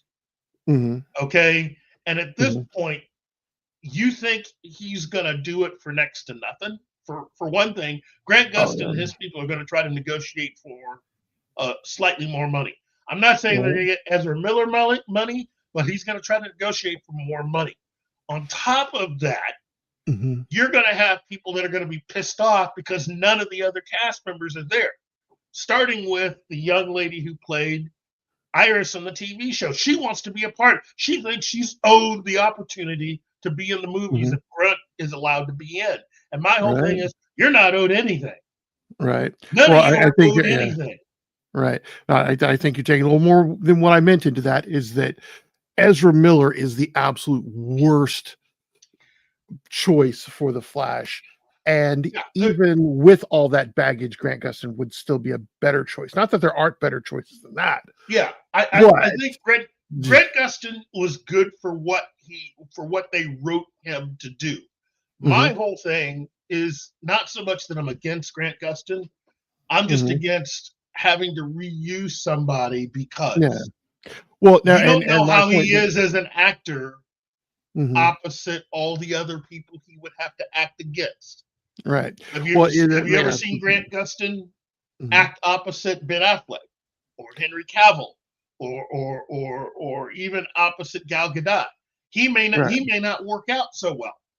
Well, I mean, at a certain point, at a certain point, Ben Affleck had never acted, opposite Gal Gadot, or But the point being is that they wrote and Grant Gustin portrayed, get something that can work on that level, that can portray a Flash that is not slightly neurotic, that is not, because I am fully convinced that Ezra Miller wasn't acting. Ezra Miller was just being Ezra Miller on the screen. Yeah. And bringing all of his neuroses into it and saying that's Flash. And that's Ezra is more than a worse guy. Yeah, no, he's well, again, I think a lot of people are just putting it out there because of Ezra. And my argument is, forget Ezra. I'm just talking about who's really good for the part. And the thing is that Grant Gustin was good for the level of writing and writers that he had. I do not think he would be good enough to make the transition to the big screen to play this character, mainly because he does not have what it takes to actually let go of everything that he had done for 7 to 8 years on TV. Okay, he's going to try to argue to make it more like what he's used to. And my argument back would be no, because what you did on TV was a very formulated version and bland version of the character. And in my opinion, it's an amalgamation of so many different versions of different heroes that have played the Flash. He wasn't really Barry Allen, in my opinion. He was Wally West, who just everybody was calling Barry Allen. Right. If you really want to be honest. And right. So who would you cast? If I were to pick somebody to be Barry Allen, I would have to find someone who would have to be in their 30s, because everybody's going to be older. You can't pick anybody that's too young. That ship has sailed. If Snyder is given the opportunity to make this, you have to pick somebody that's older. And that's the other thing. Barry Allen is a chemist. He's a that's right. He works for the police. But on top of that, what you're going to have that actor doing, who's going to be the Flash for these movies, is going to be even different from what you saw in Justice League Part 1. It's going to be a completely different way of doing things. So you're bringing in someone to be the Flash under a different set of circumstances, but you also they also have to be able to fit in with all the other actors and to be the person. I mean, again, if you do not capitulate to all the different demands that they have, I know that the fans of the CW stuff are just gonna be livid. You won't be able to appease them. That's the reason why I wouldn't even. That's the main thing about hiring Grant Gustin. You cannot appease those fans because they're never going to be satisfied once you go down that road. They're going to want you to hire all the actors from the TV show to be in this film. And my thing is, what about the young woman who they cast opposite Ezra Miller? What, she now got to get fired because Ezra Miller can't seem to keep his head together? Right. You got to penalize her because of something that someone else did? No. And again, I'm not saying it should be Grant Gustin. Just saying he would do a better job than Ezra Miller. But it would have to be someone young, but not like 30, in their mid 30s. It would also have to be somebody who had some presence. You know, well, not too much presence. Okay, everybody was cast to be what they were within the context of the story that was being told. Okay, you have to come up with someone who could fit in with the current group of individuals who are currently Zack Snyder's Justice League, and also work with others who would be brought in. Look, at this point, you try to do Justice League 2 and not have John Stewart, there will be some fans that are going to riot. right. And they're going to riot in the theaters. Okay. I mean, that's just the way it is. You're going to have to deal with the fact that you're not just dealing with what we had before. You're going to be dealing with Martian Manhunter, John Stewart, and maybe one or and the Atom. And the Atom, because the Atom's already in it. He's already in Justice League. He just needs the uniform. So you are already looking. Okay, even though John Stewart, if you take John Stewart out because he wasn't physically introduced in the film, you still need to grow it by two people, the Atom and Martian Manhunter. So that's what you're looking at for the next film. Right. But and when I'm saying presence, the thing that Miller did wrong with that version of the Flash. This is a character who creates a costume to be the Flash, but then acts like he doesn't know how to be a hero or doesn't want to be a hero. Yes. You know, and basically, I mean, and this may be entirely hot, unpopular take, but Ezra Miller played the Flash like Woody Allen. Yeah, no, I agree with you. You know, and you can't do a hero, because the thing about the Flash is that he has all of the compassion of Superman. You know, with the way he treats his rogues gallery, or the bulk of them, and he is as human as Superman ever got, but without without being completely invulnerable. And I think that's what makes him more human, in a lot of ways. I think they got him. I liked what they did with the Justice League animated series, the way they had him.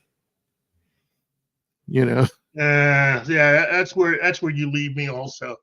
I want a Justice League that is more like the comics and not an alternate universe Justice League. For me personally, I want a Justice League that will give us the Flash, that will give us Green Lantern, that will give us Black Lightning, that will give us both Hawkman and Hawkgirl, that will give us Green Arrow and Black Canary, that will give us Wonder Woman, that'll give us Kal-El, that'll give us Batman, that'll give us, there are so many cool characters. And this whole alternate universe version of it, where it's Wally West instead of, no, I can't go down that road. It's confusing enough. I would rather just do it like the comics. And if you wanted to pick an actor who could replace Ezra Miller, I would say Logan Lerman. Now I have to go to the internet.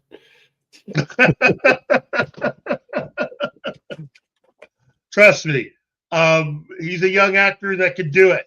He looks younger than he is, way younger. I think Logan Lerman is wow. He's been at this since the 90s, but he's only 33 years. He's 33 years old. Yeah. Greg Gustin's only 2 years older than he is. But yeah, and he's got a good look. He's got a good look for it, I think, with lighter hair. No, he should just go blonde. Just make him blonde and get rid of all of that and leave no doubt that he is that he's the Flash. Yeah. You got to stop screwing around with this stuff and just really go for it. In fact, he's acted with Ezra Miller before. Well, I'm sure that wasn't the highlight of his career. Actually, it's a pretty good film. It was a pretty good film. It's one of my daughter's favorites. Which one? The Perks of Being a Wallflower. Okay. With Emma Watson, Logan Lerman, and Ezra Miller. So before Miller went nuts. Way before. Back when Miller had, shown some promise. Right. But the big one was he was Percy Jackson. Yeah. And, see, and I remember him in that. I think he's used to visual effects. I would totally have him be the Flash, but I would make sure that I would definitely try to redefine it enough to make sure that he really was the Flash in this movie. Yeah. Although what he's going to be required to do and what's going to be required to happen in the second movie, he may not have to do a lot of that. He may just, it pretty much is Batman's version of Mad Max, that whole Road Warrior thing. Right. But I think he can do it. I think he would be able to pull that off. I think he'd do a good Flash. Yeah, especially if you made him blonde. But he's got enough range that he could. It's not going to be him just playing himself on the screen. That's right. So especially if they were to get Affleck, they've got to get Affleck for that Batman. And that's the thing. He might not come back, and if he doesn't come back, who would you replace him with? Because as it stands, the rumor is, as it stands, Cavill's back. He's ready to go if they decide to do it. Oh, Gal Gadot is back. If Snyder's doing it, and it looks like he's already got a few people to work with him behind the scenes. She's already indicated she's back in. Now, it's safe to now. The other rumor I heard is that Momoa would come back. Yes, that was my question. Instead of Lobo. This is working for Zack. This is working for Zack. That's his brother. That's his guy. Look, he is. You can say a lot of things, but it seems like everybody who has ever worked with Zack Snyder loves the guy. I mean, they would walk through fire for this guy. So the entire cast would come back. If Zack called him up and said, "I'm doing this," would you come back? Pretty much everybody would come back with and the only reason why Ben would I don't know if Henry's gonna come back. No, Henry would come back. Henry has already stated that he would come back for Zack. He'd do it for Zack. Back for Zack. Okay, wait. Henry criticizes the script that he criticizes that version of Superman, especially the one in Man of Steel. Yeah, why would he be back to a character that he doesn't like how it's written? His favorite character at that. Yeah, but I have said this before, and I'll continue to say this. You got to understand something. That's coming from the idea that Henry never really liked Zack. Henry didn't. No. Okay, I'm not talking about interpersonal relationship. I'm talking about the way in which Henry feels protective about the character of Superman. That's right. Right, but I think he's going to address that, Martin. Yeah, the person he needs to address that to is not Zack Snyder. That was not Snyder's fault. I keep saying that. I'm not trying to take anything away. I'm not trying to make Zack seem like the hero in the end. I'm not saying that at all. Zack was hired by a group of executives that wanted him to be an automaton. They wanted him to basically do what Kevin Feige is doing to all these directors who have no experience working with studios before, what he's able to get them to do, which is to just do what he's told. That's the reason why Alex Kurtzman was perfect to work and why CBS wanted him to work on Star Trek. All that is nice and dandy. Wait. Nolan is the guy that Henry Cavill needs to have a sit-down talk with, because it was Nolan who came up with a lot of that. Okay? That's the guy Henry Cavill needs to talk to. Yes, just remember that Snyder himself, we saw it on a panel defending the choice of Batman and Superman killing people. Yes, because that's what they wanted him to do. That was the version he was hired to do. He's already talked about that in an interview. He's already talked about it. If it had been left up to him, if he had been the guy that Warner Brothers trusted to just create everything, because when you think about it, it seems kind of weird that you would hire a director and not give him the opportunity to write this, to at least have an influence on the script. Because the script Have you seen Rebel Moon? No. I didn't say write the script. Have an influence on the script. Now, this leads us to the last and the part that you had roasted me about before we started the show. Okay, as to who the last name is, who that other name is. There is another rumor out there about the Saudis, only this time coming in with Comcast. Now, the Saudis supposedly are still committed to Zack Snyder. That if they go through and Comcast gets Warner Brothers,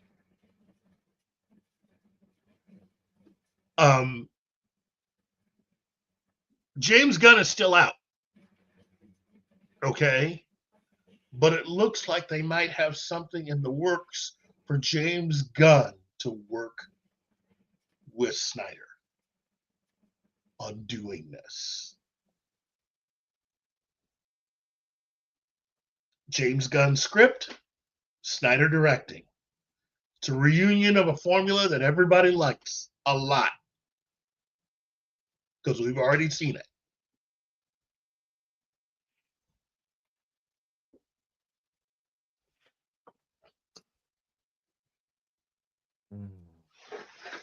There you go. So problem solved in that sense. Well, to be honest, I like Snyder as a director. I will die saying that. Yes. But I am 50-50 with Gunn's writing. Because as I like it to a certain point, and then he can get me tired of his own work on the same viewing. I think that there are some things that he should. Oh, better yet, he shouldn't be. He shouldn't be left alone in the writing room. I see. Look, the same should be said of me, but the First Guardian was a great movie. Yes. The Second Guardian was an infantile, dumbish movie. What's the difference? Second Guardian was written all by himself, whereas the first was a collab. I mean, don't don't leave him alone to his own devices. I think Zach put some reins on him, and then I will be 100%. I think what you have here is that if this is going to work, okay, this isn't going to be, Zach running everything and telling everybody what to do if it works out to be like this. And it's not going to be James Gunn by himself doing whatever he wants. You keep forgetting that the other name attached to all this seems to be Christopher Nolan. And at this point, if they decide to move forward, there is already a script for Justice League 2 and Justice League 3 that Chris Terrio has already worked on. So what it would be to take the script that is already done, give it to James Gunn and say, do your version of that. Do whatever you want to do. Now, personally, in my personal opinion,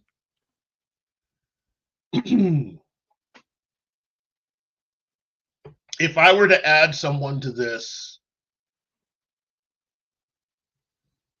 that would get people who know the difference to be a little more excited, I would bring in the stunt crew from the John Wick films to help you do a better job of choreographing some of the stunts with the film. Not to say that the stunt people that Zach has aren't good.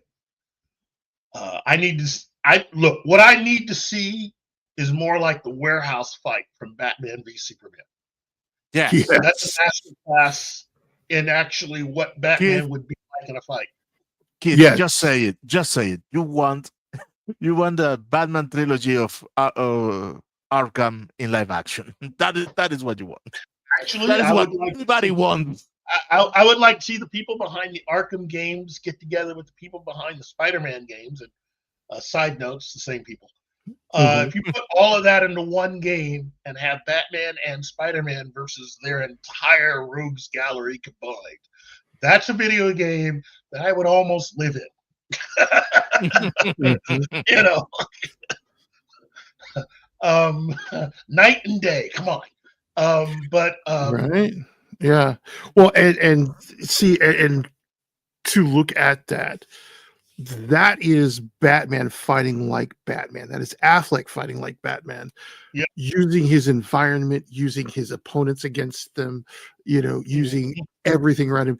That is, and it's not just the choreography, it's the mentality of how Batman fights. It's why, God, one of my favorite trailers is the one for Arkham Knight. Partly because of the reading, the reading of the will of Thomas Wayne was just so compelling, and the music in it. But the way he fights, in that whole thing, is he's using his environment, he's using his body, he's using his costume, he's using everything around him. And that mentality going into that is that this entire set is a weapon. Every environment the way that you make Batman successful and real in translating him from comics to live action is pretty much John Wick. Well, that's not everything about the character, but that's it's the everything. Fight. Everything is useful. Yes, the fighting style, everything is freaking useful. But Batman is also still 100% a detective, which is why you don't pitch him. You don't pit him against world-ending threats. If you want to see Batman, you pit him against street level threats. That Superman would not be able to find. He could punch them, but Superman can't find them. He can't outwit them. He can't get ahead of them. That's where Batman shines, is getting ahead of his opponents, or just simply changing the rules of the game. Because that's the kind of thing that Batman will do. He's also probably the best strategist in the Justice League. He is their guy. Yeah, he is. There's a scene in Batman v Superman that also illustrates that. It's one of the reasons why I still say that Zack Snyder was the best person to have directed a Batman film, because he got the character. He understood the character. He understood all the little things. That scene where you see the underground fighting and the guy that's losing, and all Bruce Wayne did was just tell the dude that was losing. He gave him a little bit of advice that he whispered, and the dude won. That's Batman's ability. He can go into any situation. He knows exactly and can figure out his opponent's weaknesses.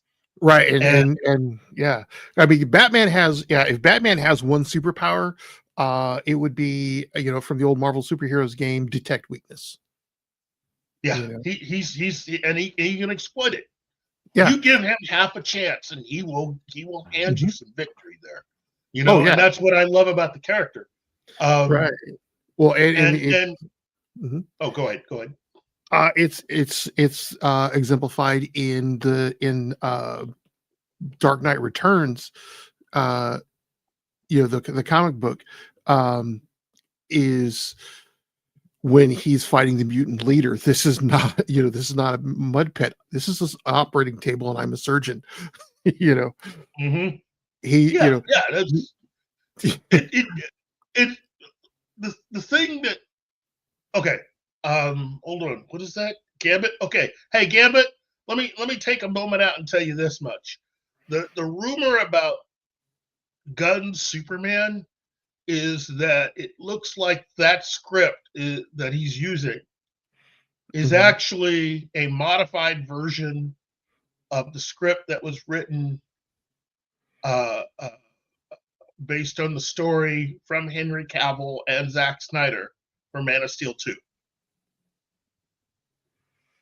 And that's why some people are saying that Gunn might actually be someone who could really go for this, who would want to work with these guys because he thought enough of their script that was turned down by Warner Brothers to do this was really good. Because again, Henry Cavill and Zack Snyder actually thought that they were going to be allowed to make Man of Steel 2. They thought that was going to be their next movie. And the top brass decided no.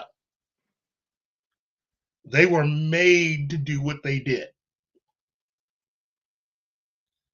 And so Snyder went at it from the point of view, it's like, okay, if you're going to make me do stuff, then fine. I will give you what you're asking for. You seem to think that I'm a one-note guy and that the only thing I can do is this. Then I'm going to give this to you. I'm going to give you what you want. And that's what he did.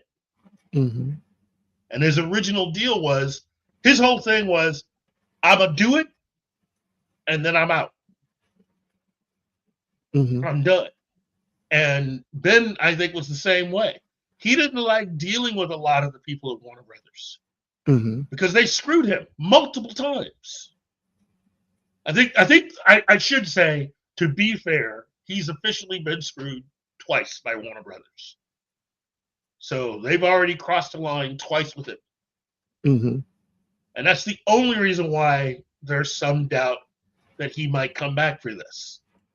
Now, was it the same group that's running Warner Brothers now? No. But in Ben's mind, he's already been screwed twice. Now, he personally loves Zack Snyder. Zack Snyder didn't screw him, so, he likes his castmates. I think the history and the timing of all of that stuff is really what Ben's, acting against, because Warner Brothers picked the wrong time to mess with him. His life was literally falling apart at that point. And they pushed him. And he already saw that with Zack. He saw everything that happened. And he knew what the executives were doing to Zack Snyder. Snyder already admitted having to make changes to Justice League to fit what the top brass at Warner Brothers wanted. So Snyder was more than capable of doing the kind of movie that Henry Cavill wanted to do. They both were in agreement. But it didn't fit what the executives, who somehow thought that they were filmmakers, wanted Zack to do for all of this stuff. That's what you were dealing with. A group of paper pushers who thought that they were filmmakers telling Zack Snyder what he had to do. And Snyder decided, you know what, the sooner I can get out of this, the better. So he hyper-focused on all the stuff they told him, wrote the Justice League trilogy, and basically found a way of giving him everything they want, and then making sure at the end of it, when he ended it, he ended it. And he was going to walk away. And then the whole thing happened with his daughter, and that took everything a whole different direction. And so they brought in someone who they actually had in their back pocket, someone who was already working on the movie. Okay, that's the other big news. A lot of you didn't know this. Joss Whedon was technically already working on Justice League before he became its director. He was the guy that was brought in to be their script doctor, to handle some of the changes that they wanted Zack Snyder to make from his original idea about how to make Justice League.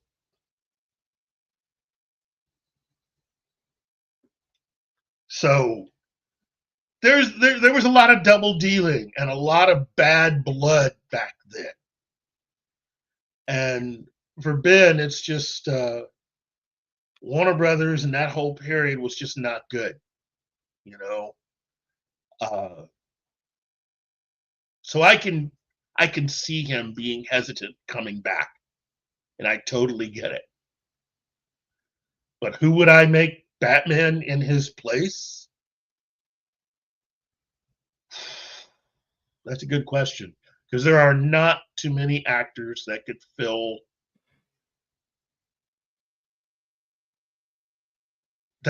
in for Ben Affleck and still fit in, both in terms of chemistry and otherwise, with all these other actors.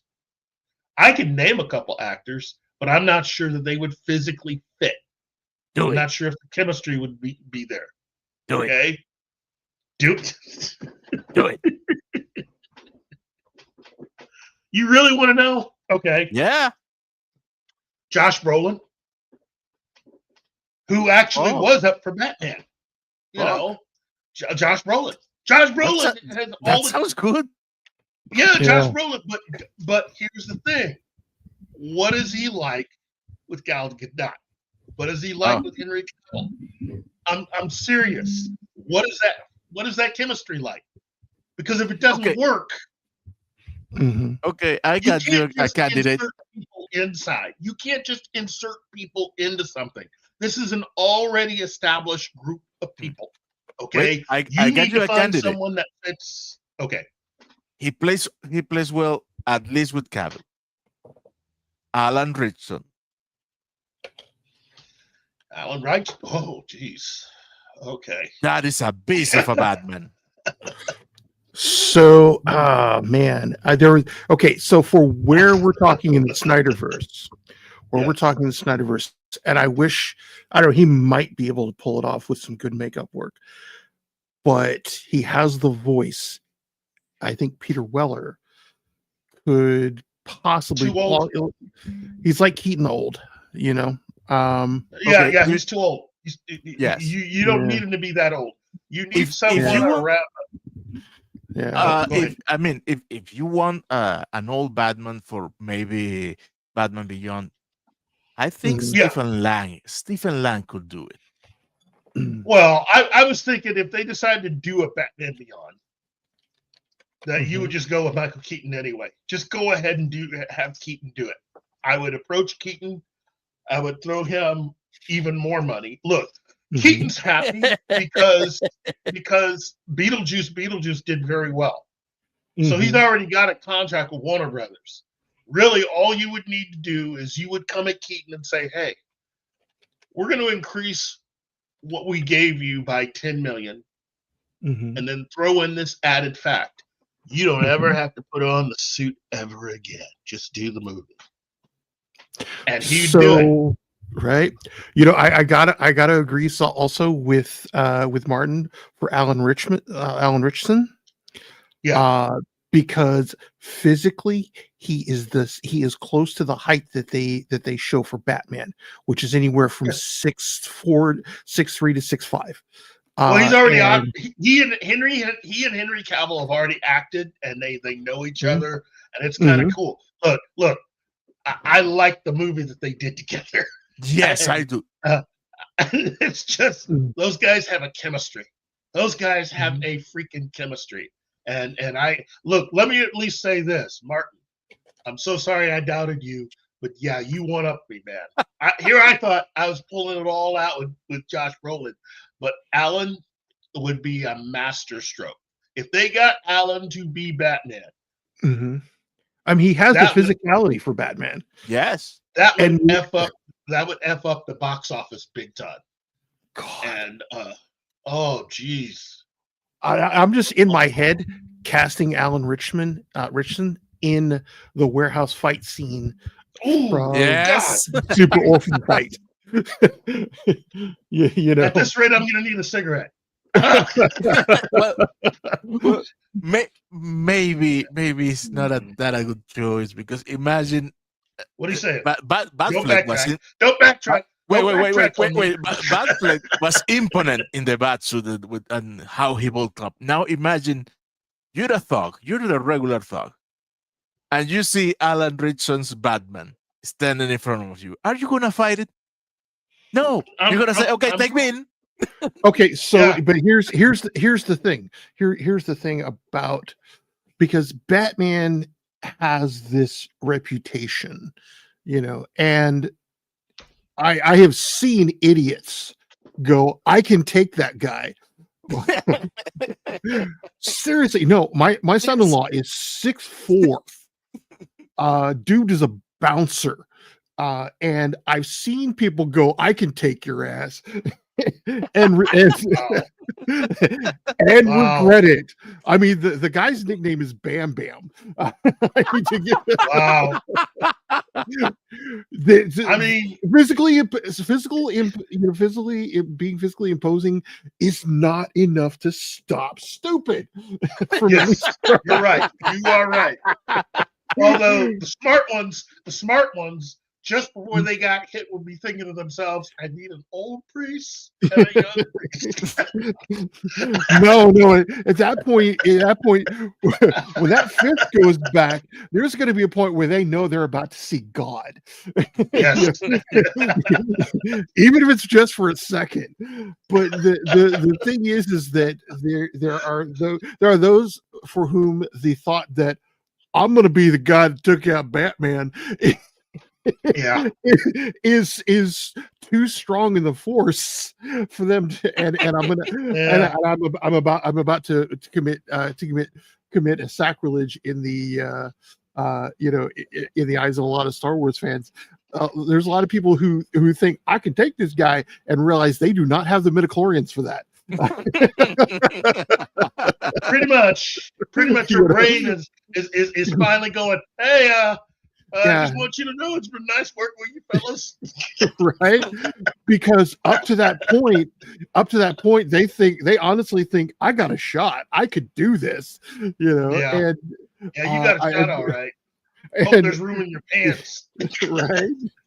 Because I see it in real life, and it's not even Batman. You're just looking at a guy going, "Yeah, he's twice my size, but I can take him." You know, and I'm just going, "You're a fucking chihuahua, man."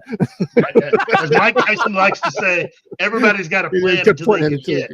Until they get punched in the face. That's right.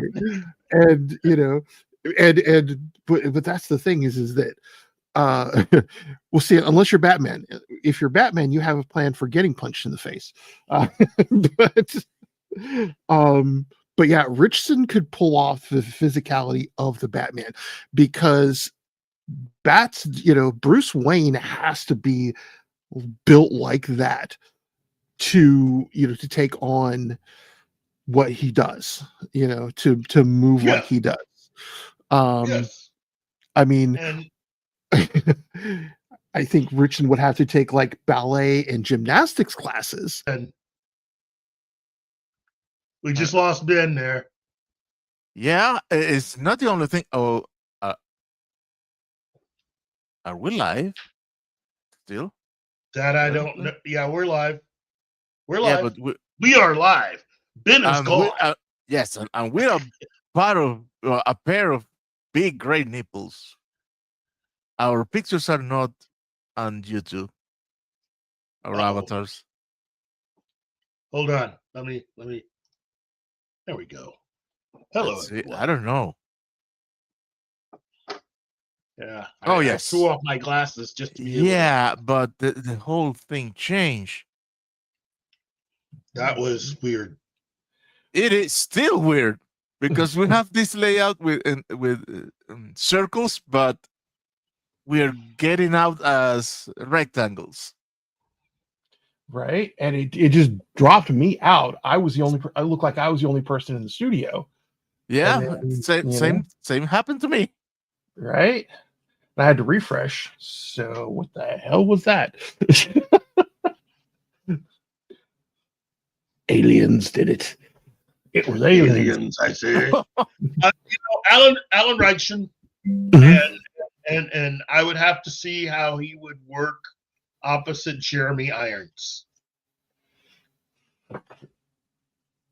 You'd have to buy that relationship. God, that's a clash of the titans, man. Because Jeremy Irons has has decades of experience. Well, I mean, him as Alfred, because he worked very well with Ben Affleck, and you'd have to see how it would work with him and Alan. Again, it's all about chemistry. You're needing.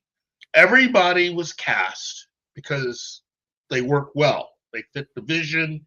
They work well together. So when you invite anyone in, you need to worry about that. That's part of the reason why Grant Gustin, in my opinion, as an idea to come in, didn't work for me because you would still have people. He has the wrong energy.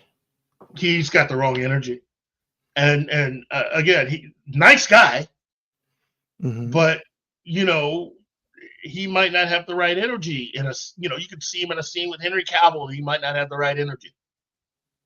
You'd see him in a scene with Jeremy Irons or Ben Affleck or Alan or Gal or anyone. He just might not have the right energy. Nice enough guy. And then you're going to catch hate from all the fans of the TV version of the character because you're not writing him the way that they enjoyed the character. Now, I have not seen the Ministry of Ungentlemanly Warfare, so I have my my worries. How different was his character in that between him and between Reacher and that? Oh, both he and Cavill were playing very different characters. Yes, night and day. Oh God. Okay, Henry Cavill was having the time of his life making that movie. Right. Just living his best life. Yeah. Look, I look at it this way. Anybody that asks whether or not they can make a sequel to Man from U.N.C.L.E., I said you've already got the other actor. He and Alan should just go ahead and make the sequel to The Man from U.N.C.L.E. They should just go ahead and do it. Right.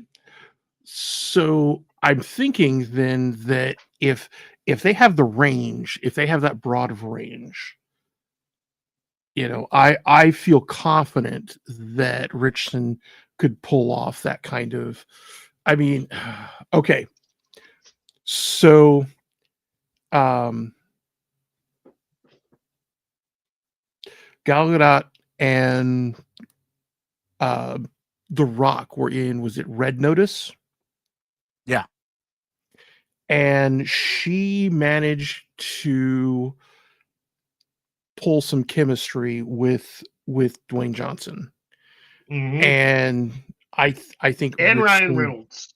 and Ryan Reynolds. So I have every confidence that she would be able to project a chemistry with Richardson, because Richardson has a lot of the same physical presence as Dwayne Johnson. Well, I mean, that's look, we all know that that's what they were hinting towards with a lot of their scenes. There's a lot of chemistry between Ben Affleck and Gal Gadot, and you could definitely tell that Diana was digging Bruce's scene. Yeah. Well, yeah, and more so even than Clark, simply because Bruce identifies closer to that warrior ethos that she was raised in.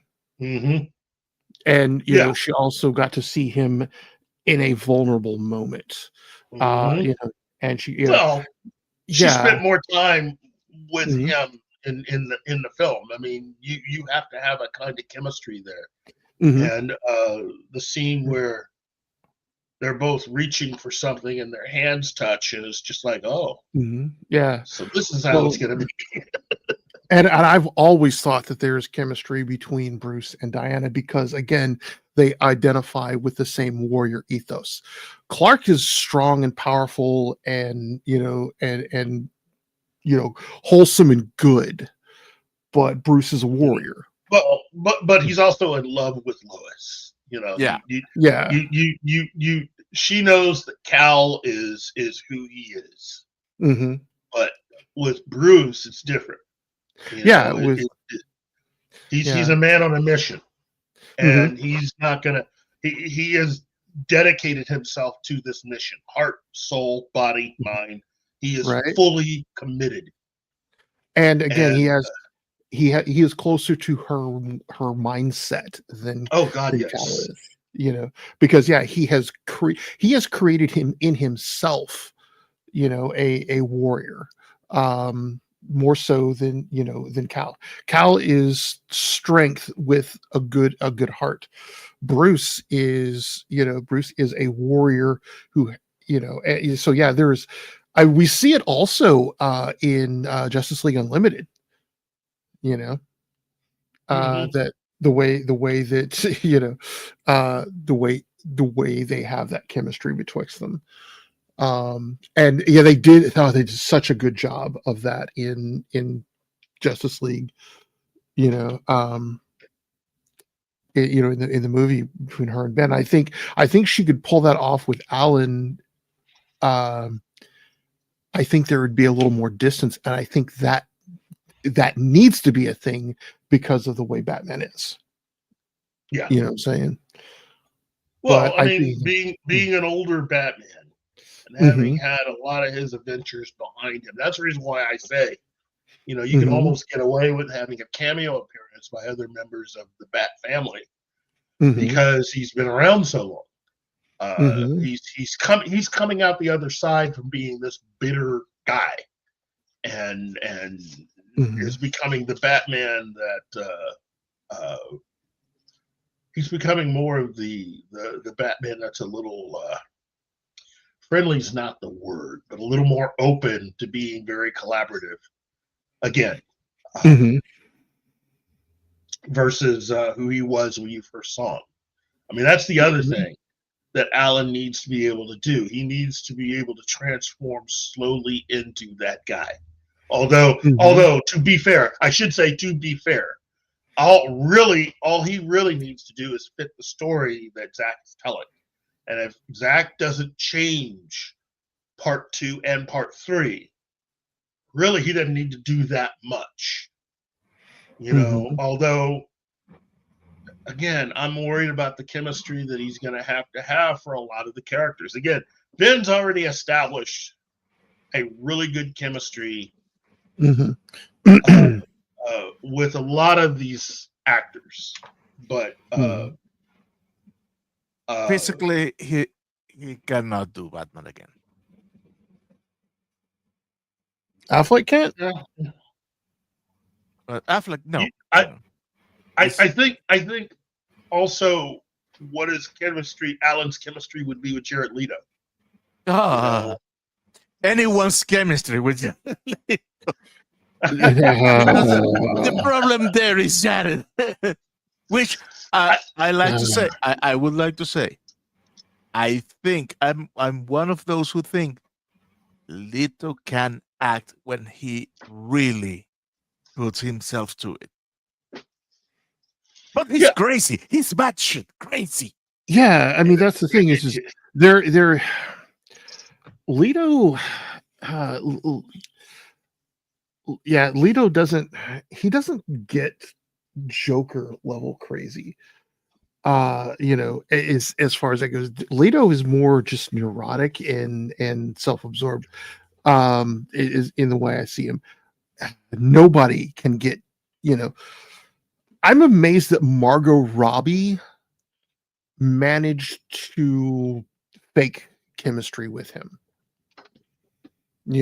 And because the most believable chemistry, I think, was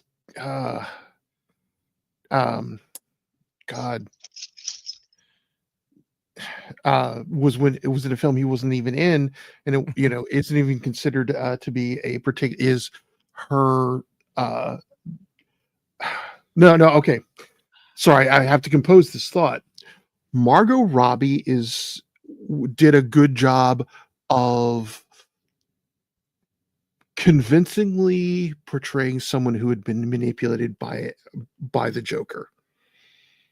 So it was a sort of desperate chemistry, and that's the only thing that worked. The codependence part. Okay. Yes, exactly. Margot Robbie managed to portray a codependent chemistry with him because Leto's Joker, Leto's anything is like this insecure dude with more power than he needs. I think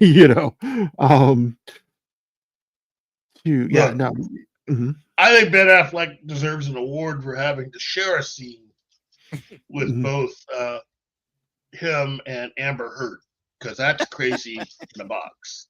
And okay. I mean, okay.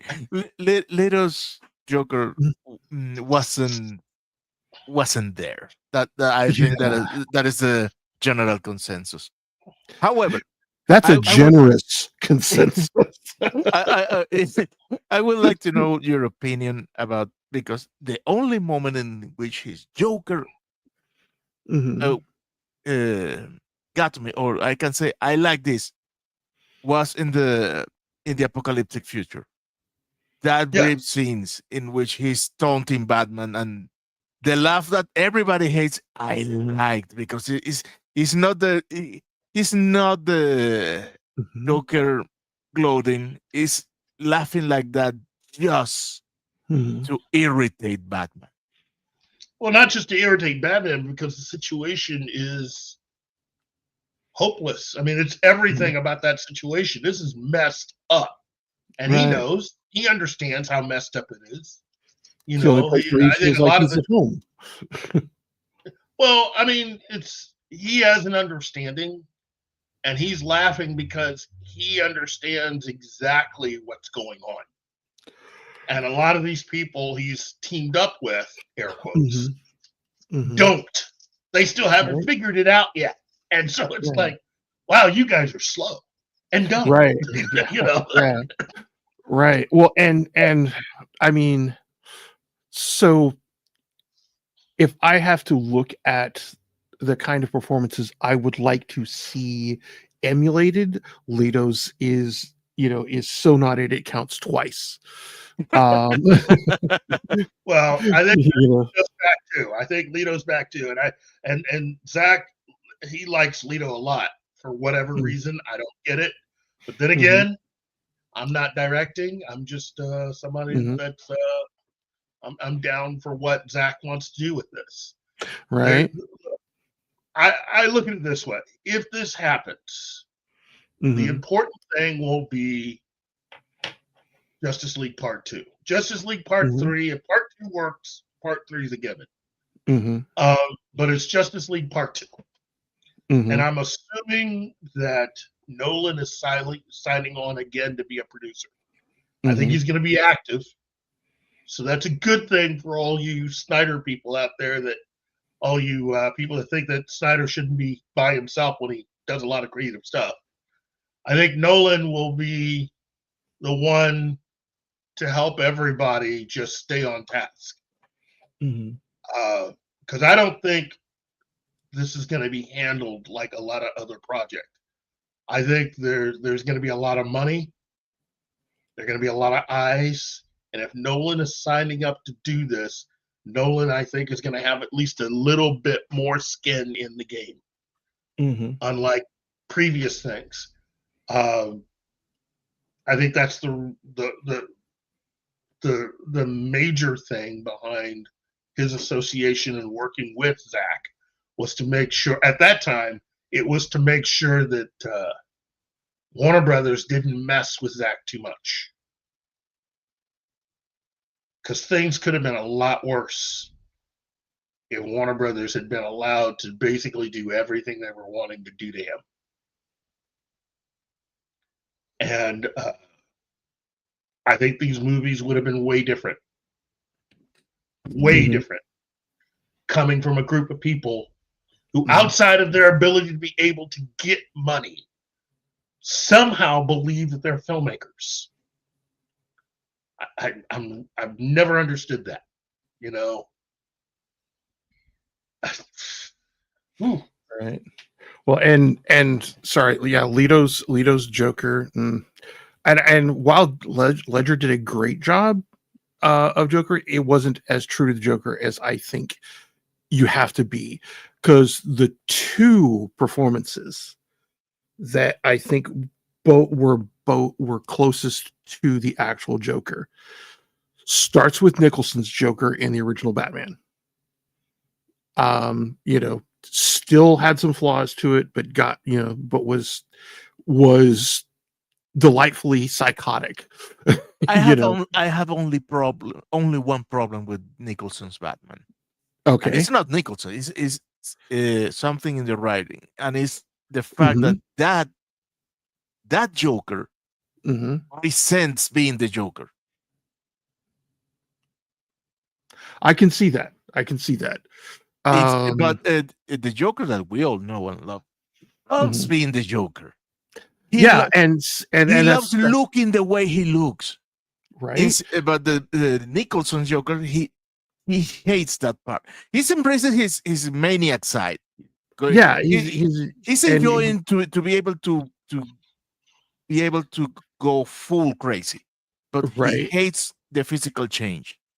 Yeah, because they portrayed him as originally very vain. Now embodying, just in the acting, I can't, the mood swings. Yes, the mood swings, absolutely. the murderous psychosis. But Mark Hamill's Joker, we were in the same wavelength. Yeah, right. That is the Joker. Yes, I mean that is the Joker, because he just enjoys doing what he does, and he is not apologetic about anything about himself. And it's there is one line that I think just perfectly encapsulates the evil of the Joker. And when he's talking about how Batman, beats up Harley, and then turns around and says, "My job, by the way," and I'm just going, "Oh God, you psychotic asshole! I love hating you." So that's the whole thing about the air cut of Suicide Squad. All that is in there. And the thing about releasing it is it helps to make that scene at the end of Zack Snyder's Justice League makes more sense. Once you see the air cut, you understand why Joker is there. Okay. Joker has a very special purpose now. because he died.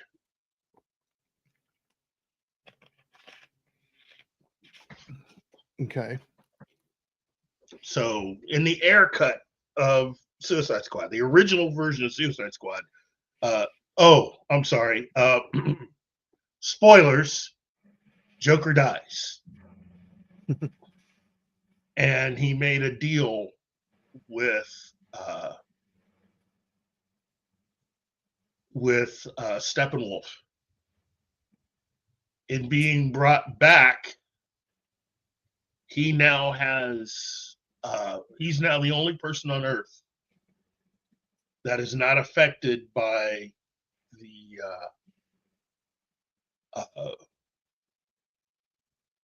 he's not affected by the he's not affected by Darkseid. He can't be turned.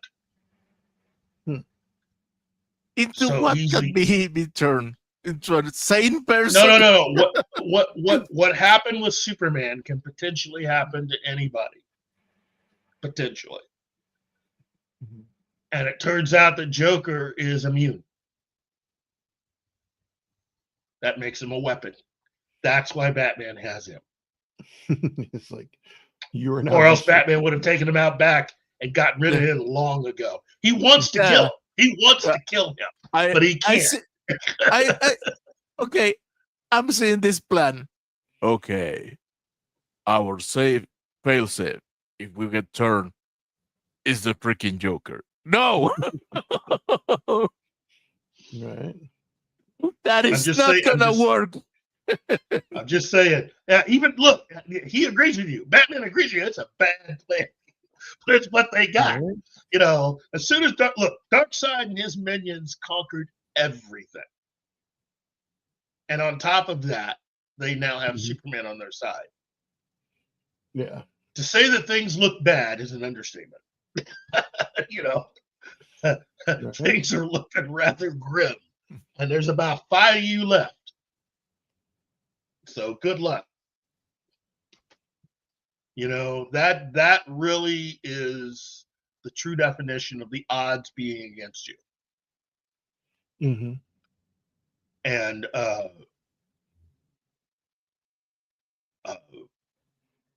I'm looking forward to it. I'm here for this because that story is so cool. It'll help make all this other stuff make sense. Justice League Part 2 really is about how the Justice League lost.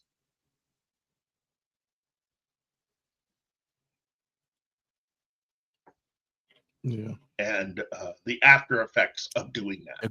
The question is, I'm gonna take my opinion and keep it to myself and just go with a question. If they're gonna do if they were going to do part 2 and 3, which would be the part 1? Theatrical or Zack Snyder's Justice League? Oh, there's no doubt about it. It's Zack Snyder's Justice League is part 1 because the theatrical version took out all of the connective tissue and story for that. That's the reason why you don't see that in the theatrical version at all. Plus, you know,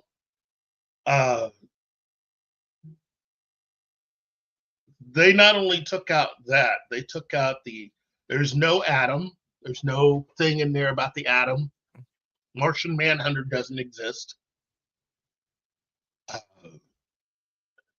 It literally is just the heroes that you see on screen and nothing else.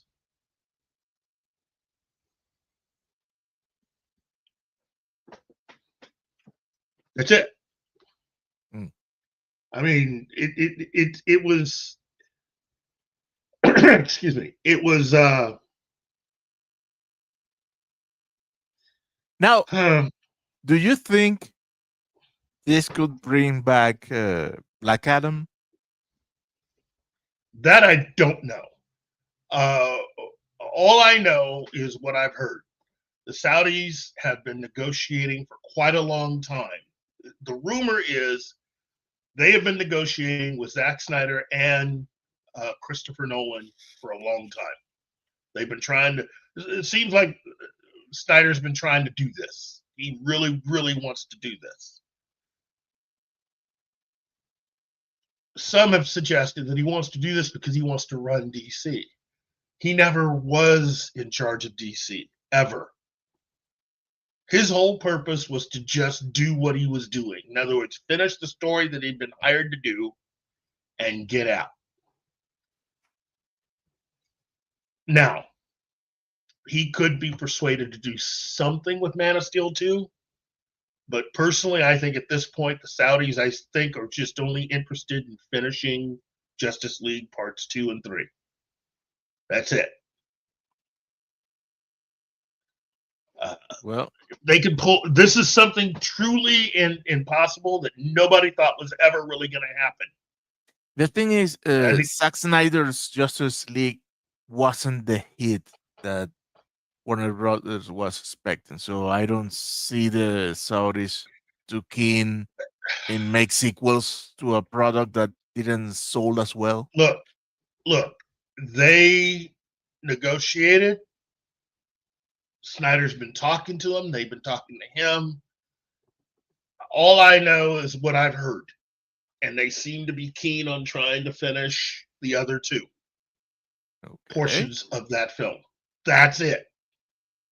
There is nothing else that I've heard about anything else. Okay? No Shazam, no Black Adam. I haven't heard any of that. Everything I've heard is concentrating squarely on Justice League Parts 2 and 3. That's it. And I think that's the real reason why everyone else is signed to come back, because it's just those two. That's it. This is not meant to override what James Gunn's plans were. This is just to finish out what Zack had. I see. Anybody else that tries to put anything else within the realm of, that's just wishful thinking. The rumor is that the Saudis want to help Zack Snyder complete it. And that Snyder and Nolan have been working with the Saudis for quite a long time negotiating this. Now, is this going to be the Saudis coming in with the Ellisons, which, again, the Ellison family have put out a statement saying, we're not working with the Saudis? Or is this Comcast? Don't know. Can't tell you. What I do know is that the Saudis want in. They got the money to do it. But I'll tell you this much. Just between you, me, our listeners, and the walls, nothing against the Saudis. Got nothing against them at all. I'm still pulling for Paramount. Because I don't see any good coming out of this if Amazon gets it. Look who they trusted James Bond with. Look at the people who they brought in. Out of the two people, only one of them's worth anything. And it should have just been him. But they brought in someone else who is a complete and utter mess. And I am not looking forward to this. They still seem to be confused as to what they're doing with James Bond. Now I'm looking around going, well, what do you mean? What are you confused about? Well, we don't know what we're going to do. We don't know where you're going to go. We don't know. You're an idiot. We don't got any more stories. It's all been done. No, it hasn't. It hasn't. If you find yourself confused, let me help you out. Adapt the John Gardner books. Or start from the beginning in their correct time period. That's right. Yeah. That's all. Well, I wouldn't do the correct time period thing. I wouldn't do Ah. that.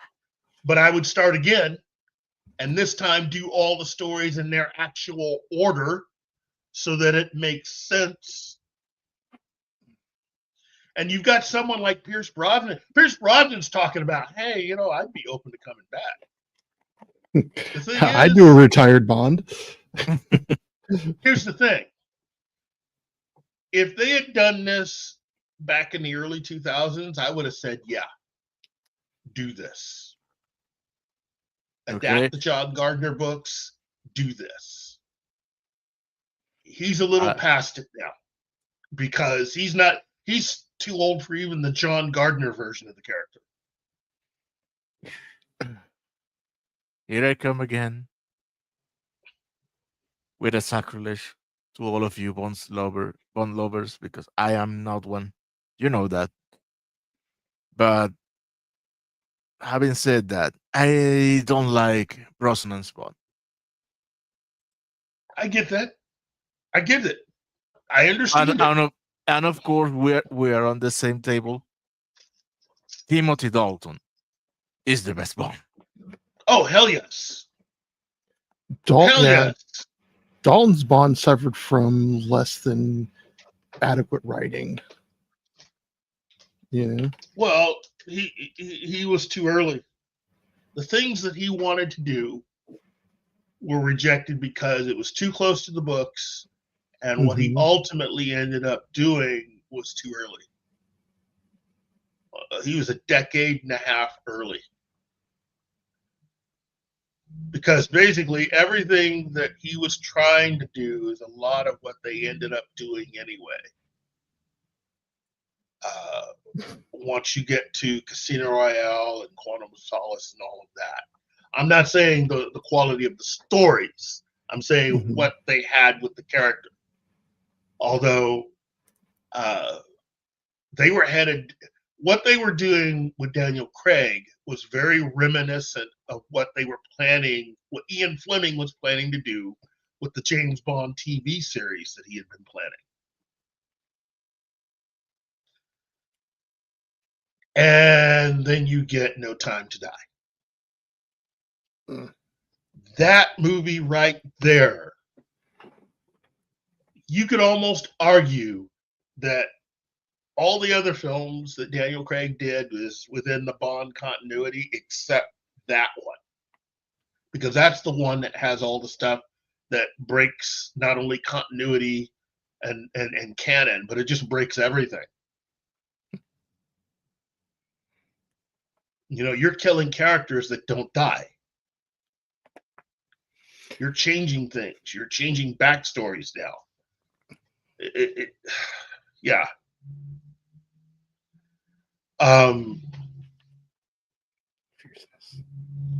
All of those that wanted to see Idris Elba as Bond, I keep saying, Amazon should just go ahead and pull the trigger on that deal and just do the John Gardner books and have Idris Elba.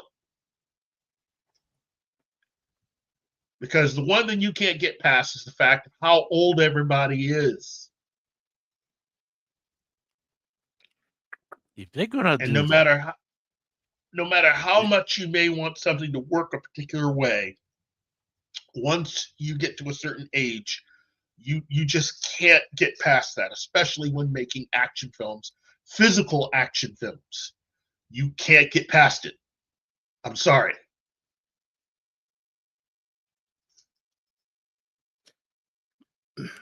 So, I just, Henry Cavill still has an opportunity to be Bond. He's getting closer and closer to being the right age to be the John Gardner Bond. Is he English? Yes. Okay. You didn't know that? I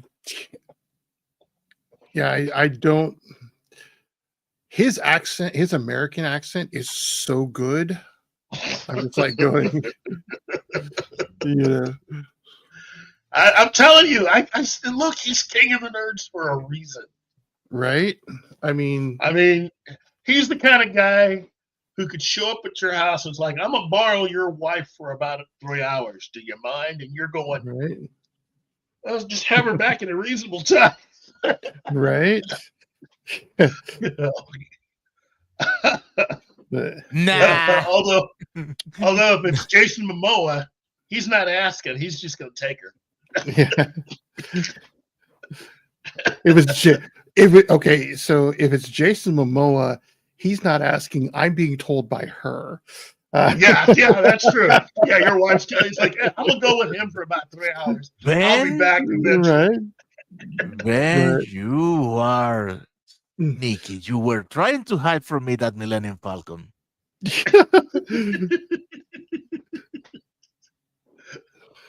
Yeah, that's true. There's look. Henry Cavill is just kitty. Yes, that's one of the reason I turned the camera on is because Asia has been like crawling all over me for the past 10 minutes, and I'm like, all right, you want the attention, I will give you the attention. There are a lot of ways to go with all of this stuff, and again, I like Paramount getting Warner Brothers because David Ellison is one of us. Yeah, he's got a daddy with a lot of money. Notice I didn't say he had a lot of money because it's really his daddy's money. But he's done very well. I mean, his dad made a small investment, and he's pretty much just been living off of that. And that's fine. He passed the first test. Dad gave him some money, and he created a nice business out of it. A really nice business. David is on the verge of taking Paramount Pictures and turning it into a rival, if not even slightly bigger than Disney. If he pulls this off. If there's still look, the Saudis are involved. Once the Saudis get in, everything's about confusion now. 2 weeks ago, a week ago, if somebody had said, Keith, the Saudis are going to get involved in this, I'd say, no, they're not. No, that's too much. The Saudi, no, it's fine the way that it is. I mean, I would have said they were insane. But it's true. It is rare that you have a company like this become available. And there's a lot of people that want it. Although a majority of the people who seem to want this, they want certain pieces of Warner Brothers. The Ellison family want the whole thing. They want all of it. And I think that's the key. They want the whole thing. They don't want pieces. The whole Netflix thing is only for certain pieces.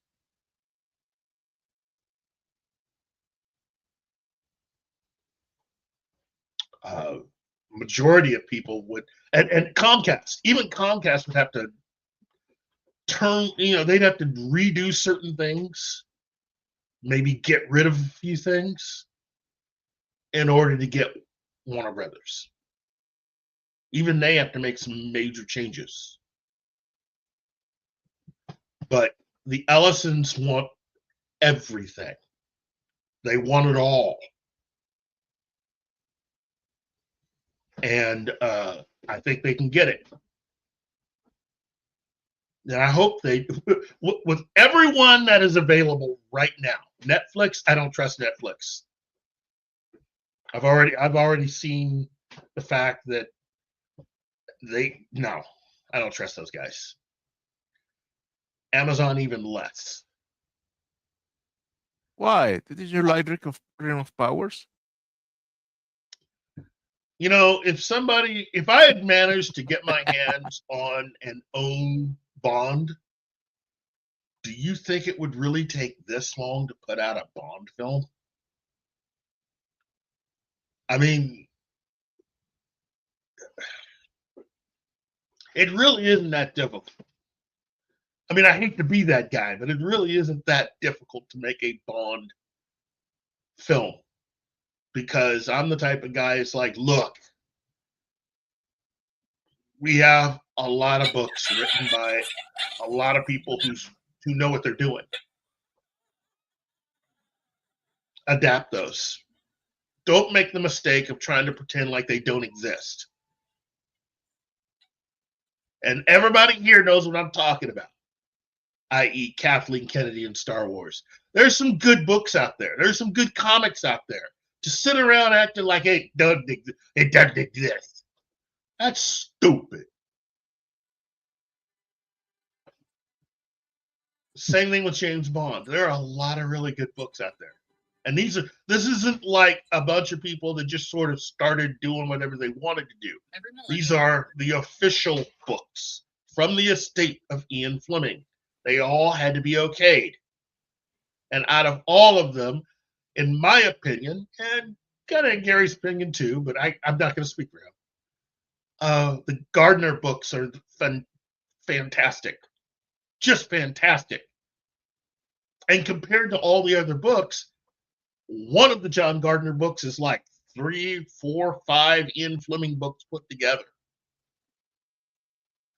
You've got so much material in those. You could make 2 movies out of one of John Gardner's books. That's the reason why I said Amazon would probably be better off with doing a James Bond television series and using the John Gardner books the same way they're doing Reacher. Just do an entire season based on a book. Icebreaker is the one I'm really waiting for. That is my penultimate. That is my favorite.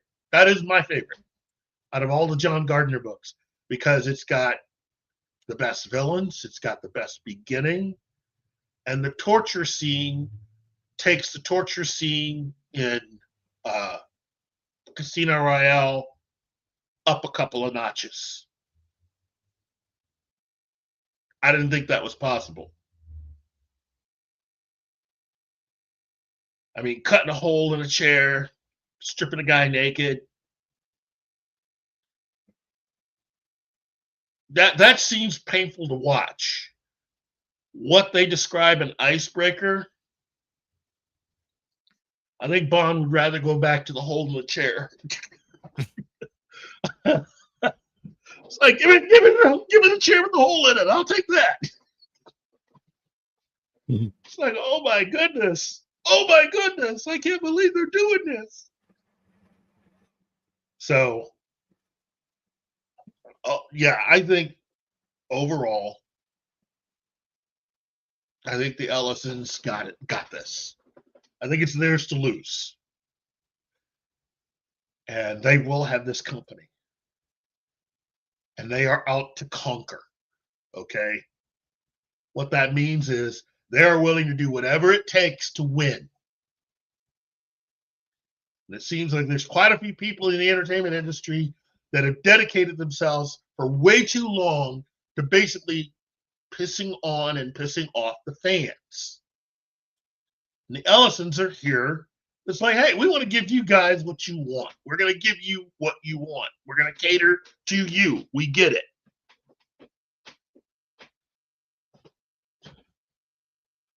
I'm ready. Now, if you were to ask me what my preference is overall, I would rather not see Warner Brothers up for sale.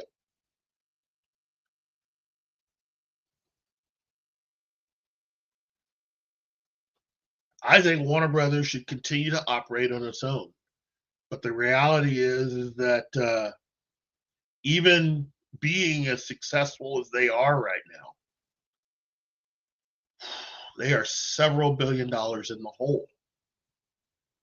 Because the people who screwed around and screwed with Zack Snyder and did all that bad stuff before Zaslav came around, they were the ones that put that company in debt.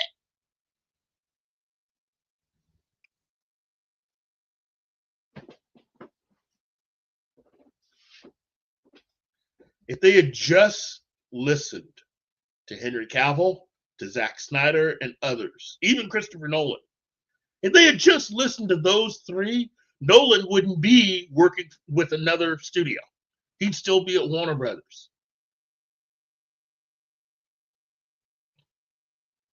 And I'm sure Zaslav, every time he gets a chance, is trying to lure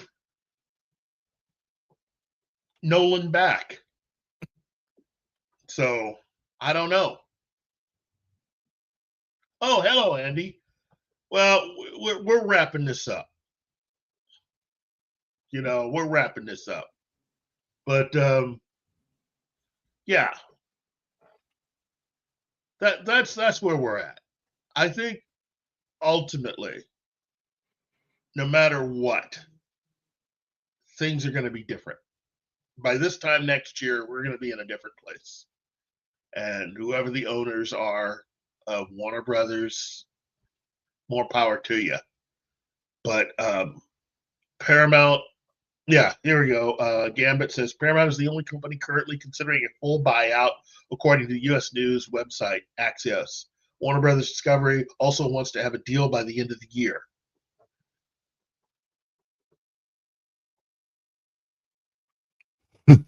According to, Yeah. He's pulling a kid. right? Oh my God. Axios is reporting. All right. Thank you, Gambit. Patient. Look, it's easier to deal with people who are fans. I mean, that ultimately seems to be what us and several others have been saying for a long time. Mm-hmm. It should be about giving the fans what they want and not trying to piss them off. It's hard to have people give you money if you spend your time belittling them and or making fun of them. It's part of the reason why Star Wars is not healthy right now. It's part of the reason why Star Trek has not been healthy in several years. It's part of the reason why a lot of IPs haven't been working out in recent years, because a lot of the people in charge of that stuff, even in comics, just didn't feel the need, I don't know, do something simple like give the customers what they're asking for. They have spent the better part of the last 10 years pissing everybody off. Because they know better. And then having the temerity to get mad at us because we don't like what they're giving us. Remember, we're the audience. We don't know what we want until they show it to us. Yeah. God damn it. Who was the asshole who said that? The audience doesn't know what they want until we show it to them. Oh, right. Okay. Until we tell them what they want. Yeah. Well, that's a variation of what the lead bad guy in Ready Player One was trying to say. But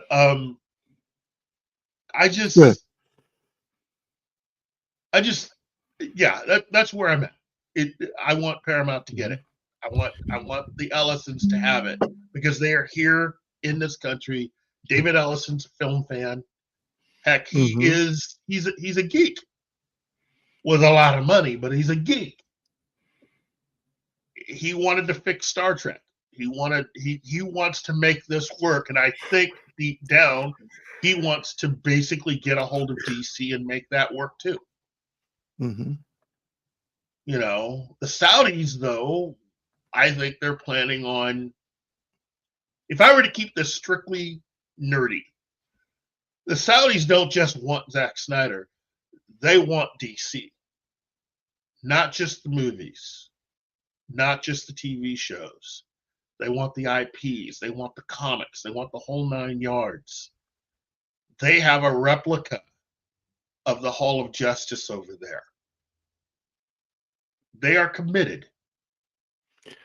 So the question, though, is the folks who have set up the replica of the Hall of Justice, are they the same people that are wanting to front the money for that? Are they the same people? Yeah, I don't know. All I do know is that's the coolest thing ever. Right? You've got a replica of the Hall of Justice. What the heck? You know?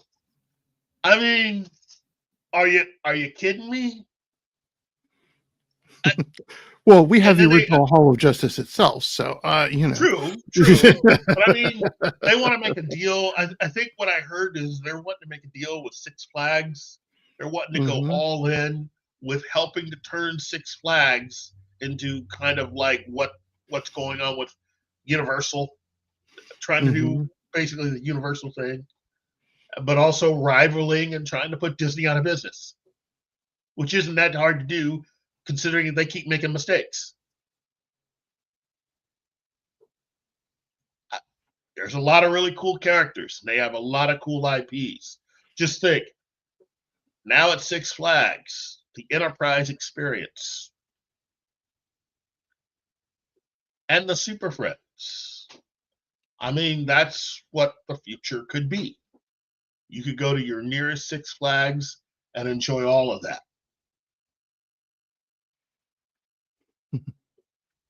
You know? Right. So, good show today, everybody. Everybody's got a lot of opinions, and we could still talk for several more hours about this. But I think About it's nerdy safe shit. to say that Awesome One. Hello, Awesome One. What's the Snyderverse? You know how the MCU used to be good? It's like that with a cherry on top. That's the Snyderverse. Anyway. And slow-mo with music stings. There you go.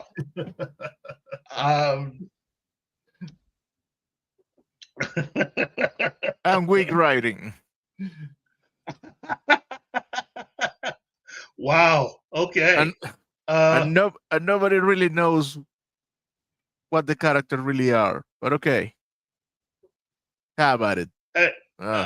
Before I go, I want to make sure to read this because Real Popcorn Geek did put this up there. DC Studios' Lanterns have been pushed to the end of summer 2026.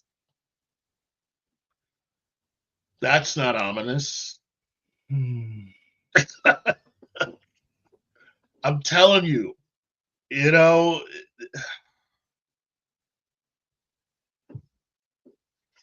I like the Green Lanterns, but this whole let's interpret it as if we're doing another TV show and graft this idea onto it makes no sense to me. It makes no sense. None at all. It's the CW all over again. Well, we're gonna make it like this HBO show over here, and then we're gonna make it kind of CW like, and then we're gonna have like these guys who can actually, you know, they can fly anywhere within our universe, but they're gonna solve a crime here on Earth. What do you? So like if they're going to make it, yeah. So it's going to have 7 seasons of pretty decent writing and then turn to crap. Well, they're not even making Green Lanterns. It's like, what show are you guys making? Because it doesn't sound like you guys are making a Green Lantern show. Sounds like you're just doing a police procedural. The Lantern and Order. I just, you know, I'm really starting to get the feeling that James Gunn really doesn't want to do this. That he don't want to be the guy in charge. He just wants to be the guy that can occasionally come in and shock people. And I'm beginning to think that maybe this would be a good thing to just let him go and do something different. Now, the other rumor that I heard is if he goes, they've already got replacements. And for James Gunn and Peter Safran. And I think the people who would replace them already have a plan, different direction. And this different direction is pretty much what I have been saying all along. which is go with Warner Brothers' original way of treating all this stuff. Find a really good writer, a dedicated producer, put together a script that is incredible. Find a director to bring it to life, and Warner Brothers will put it out. And then magically just don't create a universe that's connected to anything else. Keep everything separate until such time as you just want to connect everything together. If you decide to do it. Because guess what? Kevin Feige has been talking this way now for almost 4 or 5 years. Like, that's really something that he's thinking about. Because it's not as hard to do that. Anyway. Let me think. The Peter Venkman fan site. The lovely Anima. The incredibly lovely Penny. Real Popcorn Geek. Happy birthday, Sally Forth. Andy Morrow. Because, you know, he's cool like that. And of course, Gambit. And all of you out there, don't forget to like, share, subscribe, and you know, genuinely just tell all your friends and family. Tell them to check out all of our videos on the Pop Culture Minefield channel on YouTube, because we're cool like that. Right, Martin? Yeah, most of us.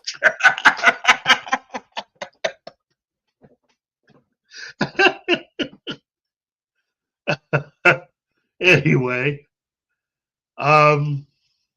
yeah, it's okay. I'm tired. Keith has officially run out of steam. I have run out of Steve. I hit that proverbial wall.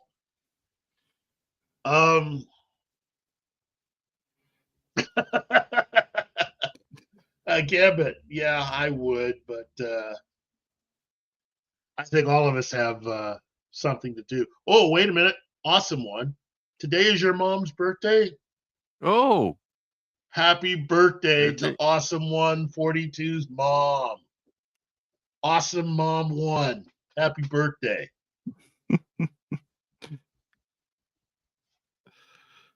Wow. Awesome one. Yeah, Justice League cartoons were legit. But Gambit the First, why are you rats doing this? Because we can. And our significant others would rather us do this here rather than just bend their ears for about an hour. I mean, you really want to know the truth. Okay. Yeah, okay. We got to go. So on behalf of Martin, Ben, and myself, I want to thank everybody for showing up to today's show. And remember, no matter where you go, there you are. Have a better day. Goodbye, everybody. See you, everybody.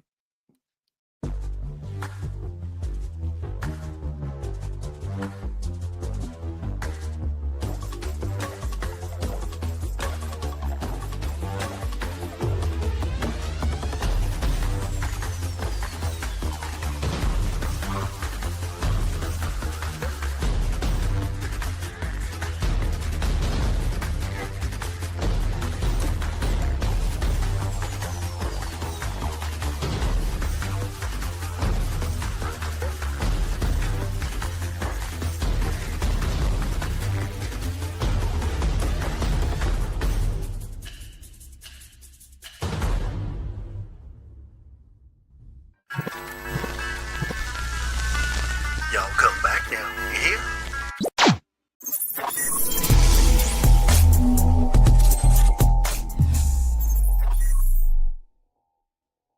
Matt Damon.